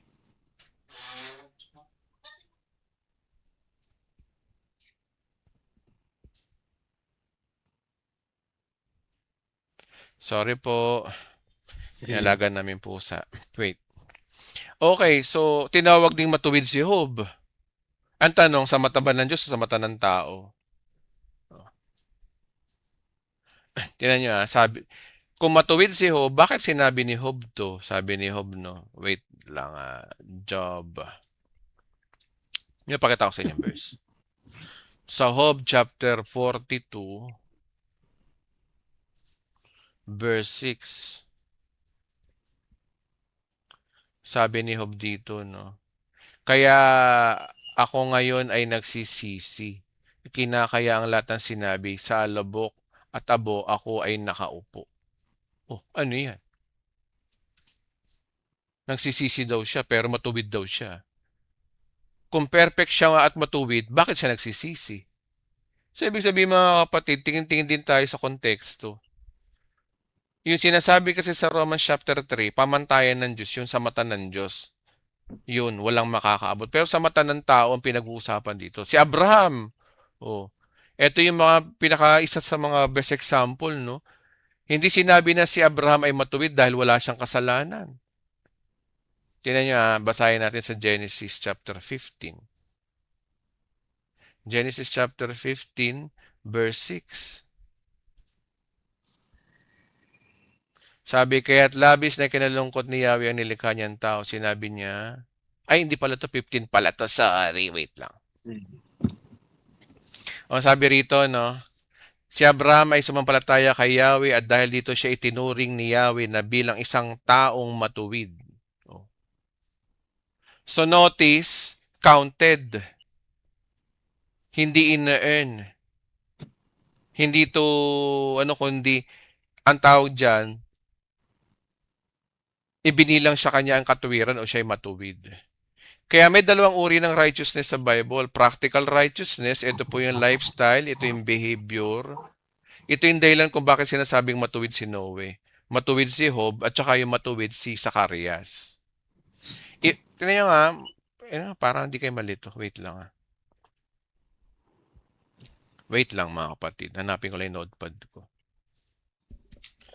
Okay, iba yung behavioral righteousness.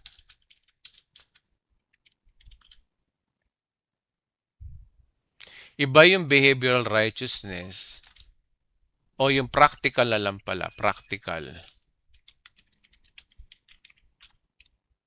Sa tinatawag na judicial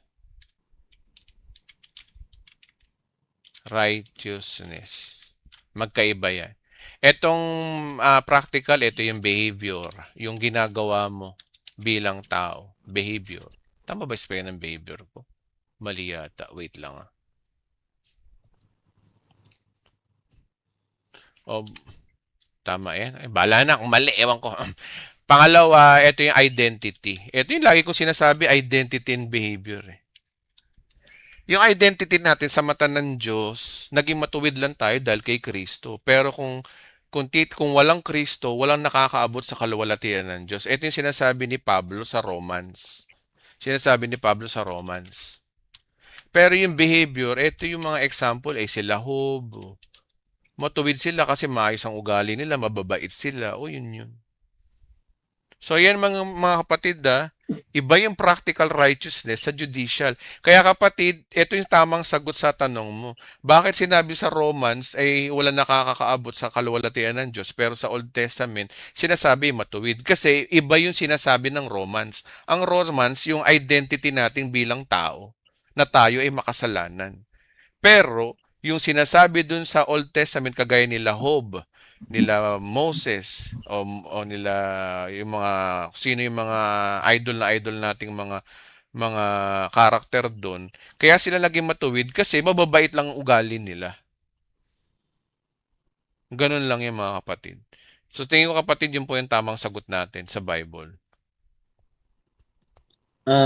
Okay po, Pastor. Nalinawan ako kasi ano rin ako eh. Parang nagtataka rin ako eh. Opo, iba po yung i-divide nyo po yung scripture. Iba yung sa mata ng Diyos, iba yung sa mata ng tao. Yung sa Romans na nabasa nyo, sa mata ng Diyos yun. Sa mata ng tao, sa mata lang, sino ba ang sumulat ng Genesis? Di ba si Moses? Kaya nung kinuwento niya na si Abraham ay matuwid sa mata niya. Sa mata ng tao. Pero yung sinasabi ni Pablo, sa mata ng Diyos talaga, wala raw matuwid. So, saan uuwi doon? Kaya kailangan natin si Kristo para tayo ay maging matuwid. Yun ang mensahe ni Pablo. Kaya sinasabi ni Pablo na walang matuwid, walang kahit isa, para dalin tayo kay Kristo. Dahil ang kasusunod nun, ang sasabihin niya na there's a righteousness in Christ. Doon papasok yun. Kaya nasabi niya walang matuwid. Yun lang po masasabi ko mga kapatid. Okay po, Pastor. Maraming salamat po. Salamat po. 9:45 p.m. Patuloy lang po sa pagtatanong. Pastor, good evening. Hello po. Sige po, go ahead po. Tanong lang po. Light na tanong lang naman po. Yung communion kasi, di ba, ginagawa yung Santa Cena. Opo. Is it a command? Command ba yung sinabi ni Christ? Gawin niyo ito bilang do this. So, is it a command? Isa pa, dudugtong ako na yan. Is it to be done by group? Pwede bang gawin siya individually? Pastor, pwede ba sa gaano kadalas ba dapat ginagawa? Yun lang tanong to. Ginawa ko lang live to. Mm. Opo. Wait lang,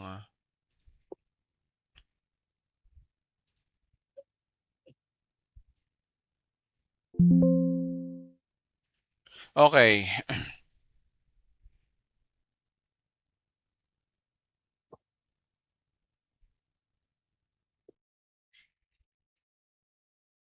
Okay, ganito yan mga kapatid 'no. Ang tanong kung ito ba'y utos, opo, utos po yun. Inutos ni Kristo. Ang communion po ay Lord's Supper ay isang utos o command sa bagong tipan. Pero kailangan natin mag-divide ng scripture para malinaw. Ang sabi sa Luke chapter 22, sinabi, "Do this in remembrance of me." Oh. Pagsalitang do this ay isang imperative. Ibig sabihin, may utos si Jesus na sa kanyang alagad na ipagpatuloy yung pag-aalaala sa kanya sa magitan ng Lord's Supper. At inulit din ito sa sinabi ni Pablo mga kapatid sa 1 Corinthians chapter 11 na sinabi rin doon na do this in remembrance of me. At pagtapos sinabi niya, basahin nga natin, basa tayong Bible. Yeah, Pastor. Corinthians chapter, saan ba yun nakalagay? Nasa 11 yun. 1 Corinthians chapter 11, kung di ako nagkakamali, nasa 15. Ay, hindi. Sa 24 yata yun. Eto.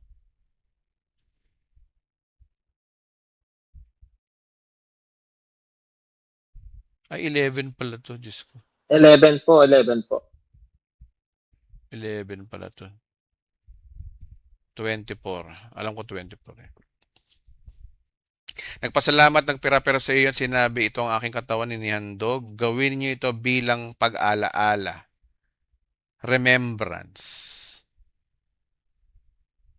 At sabi rin sa 26, sapagkat tuwing kakain kayo ng tinapay nito at iinom ng kopang ito, pinapahayag ninyo ang kamatayan ng Panginoon hanggang sa muling pagparito niya. Pansinin ang mahalagang detalye rito mga kapatid. Hindi sinabi ni Jesus to na gawin niyo ito tuwing linggo. Wala naman sinasabi dyan eh. Tuwing linggo ba? Hindi. Walang sinabi. Hindi. Hindi rin sinabi na gawin niyo ito isang beses sa isang buwan. May sinabi ba? Wala. Walang frequent na inuutos. Ang sinasabi, do this. Ang sinabi ni Pablo ay ibig sabihin may utos na gawin ito pero walang utos kung gaano kadalas. Inutos lang. Pero walang sinasabing may schedule. Okay. So, isa pang dapat i-rightly divide, ang communion ay hindi po requirement para maligtas ha. Okay, alam naman natin yun. Yes, agree. Hindi ito Agree. sacrament na nagbibigay ng kaligtasan, hindi ito condition para magpatawad. Yes, Ito ay tama. memorial lamang o pag-aalaala sa tinapos na gawa ni Kristo. Kaya kung pure grace lang ang basihan, oo, command ang communion, pero hindi ito command para maligtas, command ito para alalahanin yung natapos na gawa ni Kristo. Hindi tayo naliligtas sa magitan po ng communion. Nagko-communion tayo dahil naligtas na tayo sa magitan ng kanyang tinapos na gawa sa krus at walang sinasabi na linggo-linggo dapat gawin, oras-oras, mag-healing bread araw-araw, walang ganon. Yan po yung tamang balanse po ng bagong tipan, kapatid.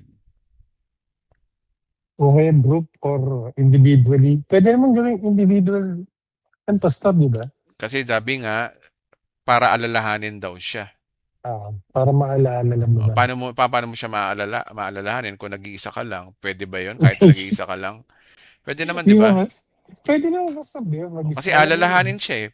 Kaya mo bang Pwede gawin naman yun yun. ng mag-isa lang? Na alalahanin siya?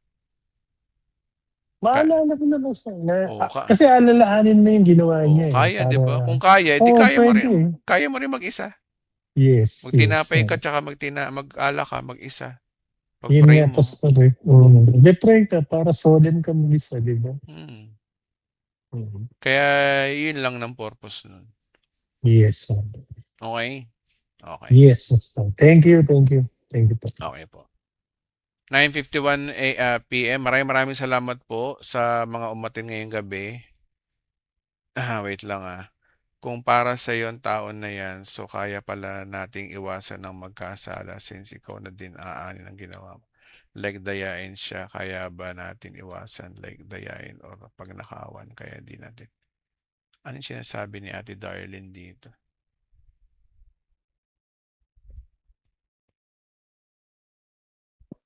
Pastor, singit ko lang tungkol dyan. May question po kasi sa loob ng comment box about po sa tao, tungkol po doon sa pakikipag-deal po sa tao. Sino po yun?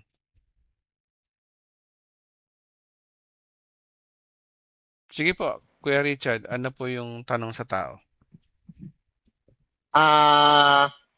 Magbabakrid lang po ako. Kasi, may tanong dito si Darlene. Sabi niya po, kung ganon, bakit pa sinasabi ng mga apostol na lalayuan ninyo ang kasamaan?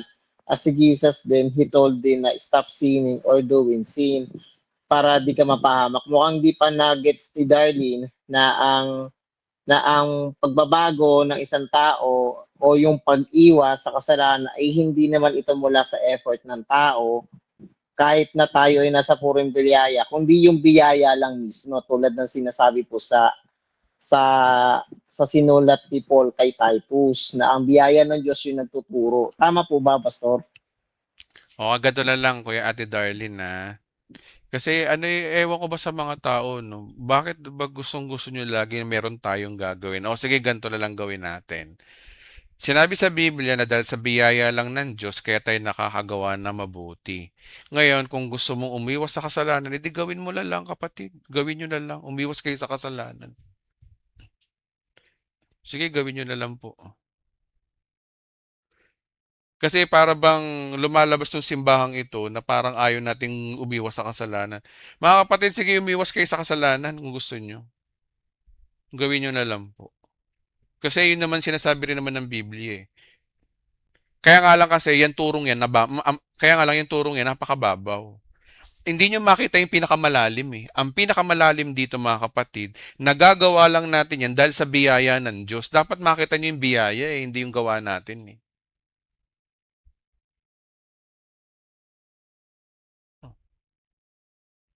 Bakit ba gustong-gusto nyo lagi maririnig sa pastor na umiwas sa kasalanan? Sige, sasabihin ko sa inyo totoo ha. Grade 1 tayo. Sige, pang grade 1, guys, umiwas kayo sa kasalanan, go. Tama yun, sinasabi ng Biblia, umiwas kayo sa kasalanan. O, okay na. Narinig nyo na sa akin, guys, ha?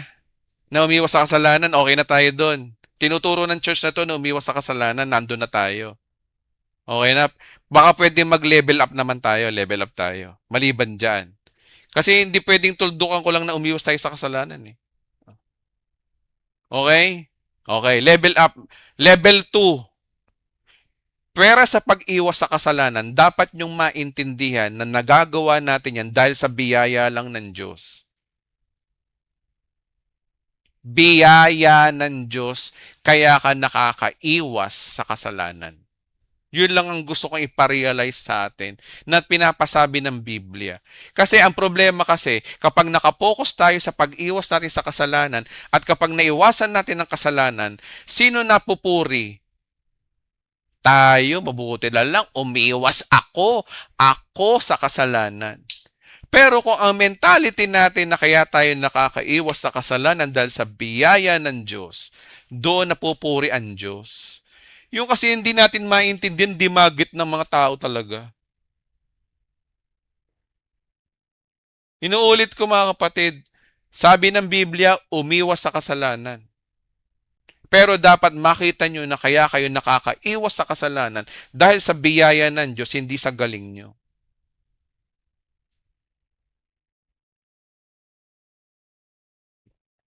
Okay? Malinaw na. Level 1, umiwas sa kasalanan. Level 2, biyaya ng Diyos yung pag-iwas mo. Dinadagdagan ko lang ng level 2. Kasi common na guys yung turo na yun, umiwas sa kasalanan. Diyos ko guys, ilang dekada na tayo nagtuturo niyan eh. Alam na natin yan mga kapatid. Bakit ba paulit-ulit tayo doon? Tumingin tayo sa purpose. Ano yung purpose? Dahil sa biyaya ng Diyos. Kailangan pa bang lagi bang ituro na lang lagi yung umiwas sa kasalanan? Nakakaasawa na eh. Alam na namin ng Bride of Christ yun kami dito. Alam namin na dapat umiwas sa kasalanan. Huwag nyo na kaming turuan. Ang tinuturo naman namin sa inyo, tumingin kayo sa biyaya ng Diyos kung bakit kayo umiiwas sa kasalanan. Hindi nyo na kailangan pa kaming turuan. Para kami, bata eh. Parang ginagawa nyo kaming bata. Alam na namin yung pag-iwas sa kasalanan eh. Hindi na kailangan ituro yan eh. Palasak na yan eh. Ang dapat na maintindihan naman ng mga tao dito sa Pilipinas, kaya tayo nakakaiwas sa kasalanan dahil sa biyaya ng Diyos. Yun ang tinuturo ng church na ito. Biyaya ang pinopromote kasi namin dito eh. Ba't di nyo makita yung biyaya? Ayaw nyo makita. Gusto nyo laging gawa nyo, gawa nyo, gawa nyo. Ayaw nyo tumingin sa biyaya ng Diyos. Ano problema sa biyaya?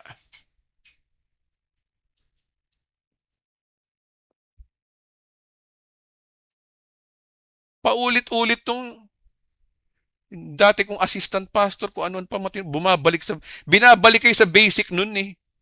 Basic na basic eh. Naiintindihan na ng mga tao rin sa Bride of Christ na dapat umiwas sa kasalanan. Pang-elementary lang yan kasi.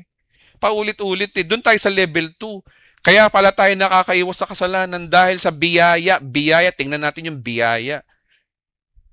Pinopromote kasi ng church na to yung grace na hindi makita ng tao, hindi makita ng mga ibang Kristiyano na lahat na nangyayari sa atin ay biyaya lamang.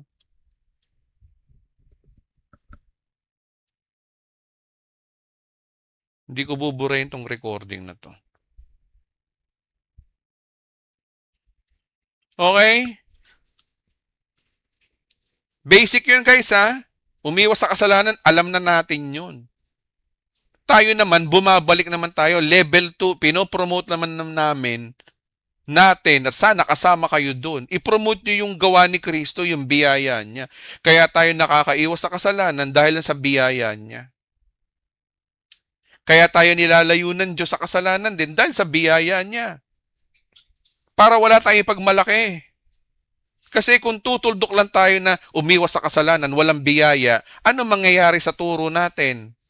May tataas sa mga sarili natin. Mabuti lang umiwas ako sa kasalanan, kaya ako ganito, kaya ako matuwid sa mata ng Diyos kasi nakakaiwas ako. Ay, nagiging mayabang. Yun ang delikado kapag walang biyaya.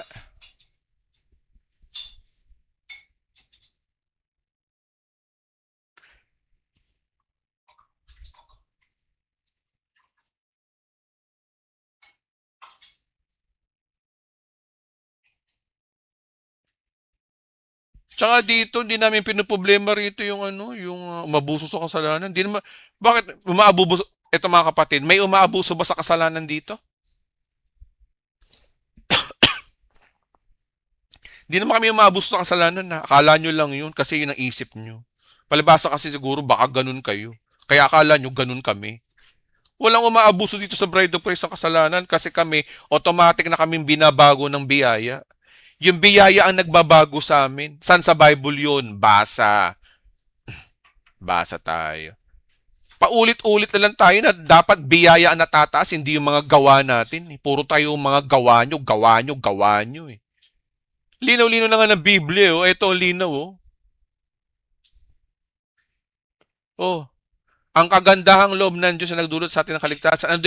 Ito daw yung nagtuturo sa atin. Alin daw? Etong biyaya. Ito yung verse namin, no?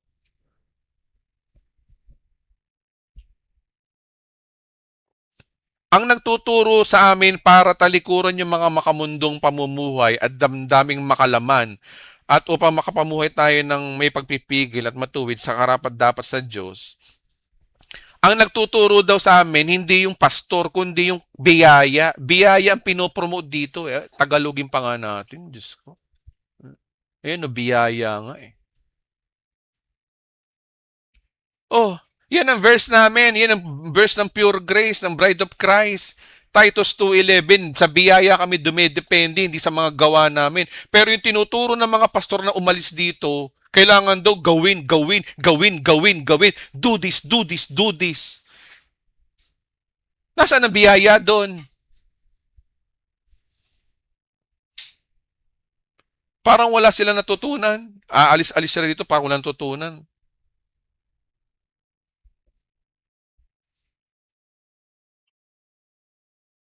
Close ko na yun, ha? Close ko na yun. Sabay kami nag-aaral. Nagtataka ako, ba't ganun ang turo niya?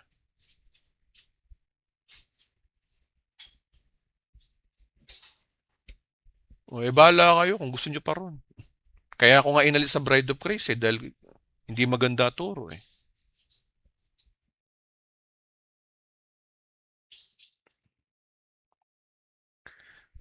Darlene, mag-usap nga tayo, kapatid. Magsalita ka nga. Darling, usap tayo. Tawagin kita. Magsalita ka. Usap tayo. Baka namin misinterpret mo lang ako, eh. Sige po, mag-open po kayo ng mikropono, kapatid. Usap tayo. Mahinaw naman akong kausap, eh.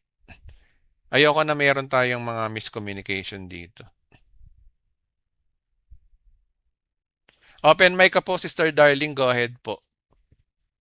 Kung tapat po kayo nakikipag-usap, tapat po ako nakikipag-usap sa inyo.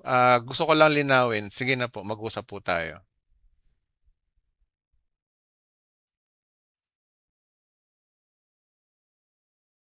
Anong pepe po ako? Ano? Oh, Sister Darling, hindi ka namin dinadown dito. Kaya ako ganito magsalita, hindi sa'yo.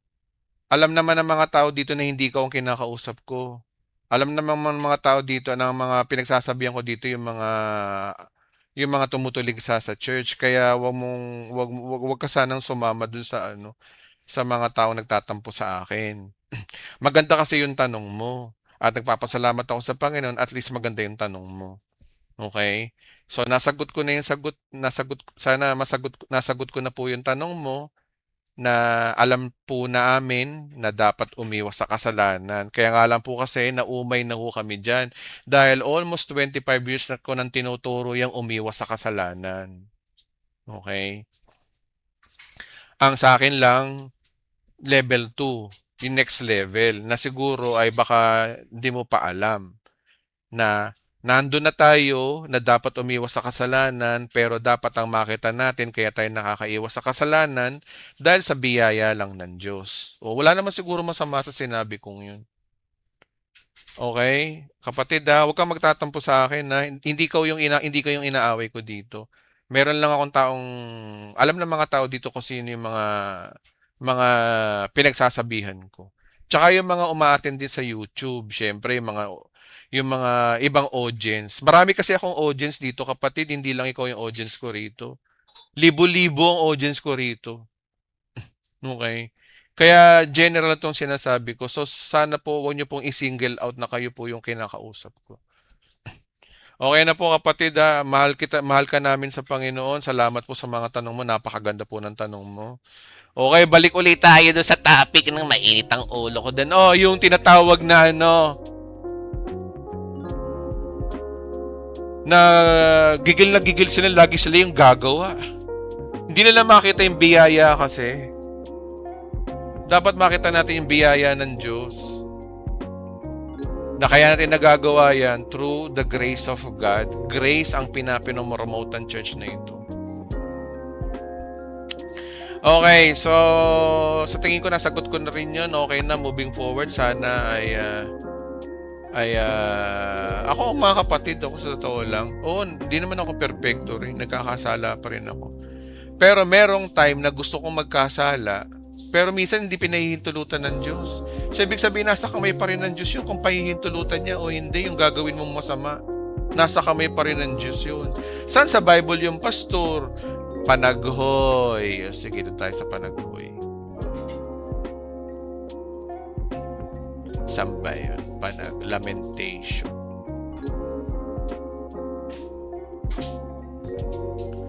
Lamentation chapter 3 verse 34.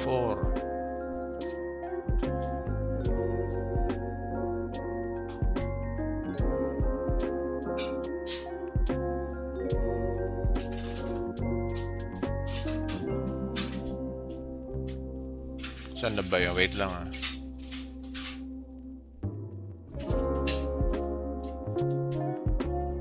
Sabi sa Bible, nandito yung mga kapatid Hindi ko lang makikita. Kung may nakakaalam sa pakisabi nyo nga sa akin.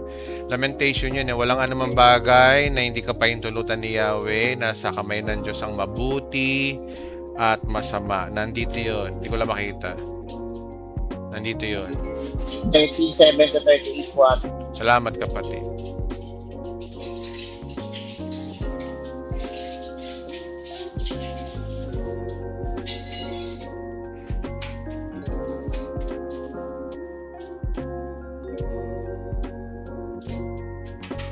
Hindi ba?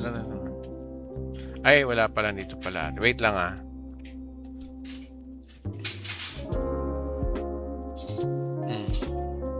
Walang anumang bagay na mangyayari. Ayan o. Nang hindi ka pahintulutan daw ng Diyos. Nasa kapangyarihan daw niya ang katastaasan ng Diyos. Ang mabuti lang ba yung mangyayari? Pati masama o, kalooban niya. Totoo, pag nagkakasala tayo, nakagawa tayo ng mali, minsan nagtatagumpay, pero minsan naman hindi, di ba? Minsan hindi pinahihintulutan ng Diyos. So, ibig sabihin mga kapatid, depende pa rin yan sa Diyos kung pahihintulutan niya magkasala ka o hindi. Ibig sabihin, yung pagkakamali rin natin, may kapahintulutan pa rin ng Diyos yun. Kasi kung hindi mo paniniwalaan na yung kasalanan mo ay hindi pinahihintulutan ng Diyos, lumalabas na hindi siya Diyos. Tao lang pala siya. Hindi niya kayang kontrolin lahat ng bagay. Pero ang linaw-linaw ng Biblia, nasa kapangyarihan daw niya ng katastaasan ng Diyos, ang masama at mabuti. Kaya, pag naintindihan mo ito, magkakaroon ka ng peace of mind. Hawak niya ang lahat. Kontrolado niya ang lahat.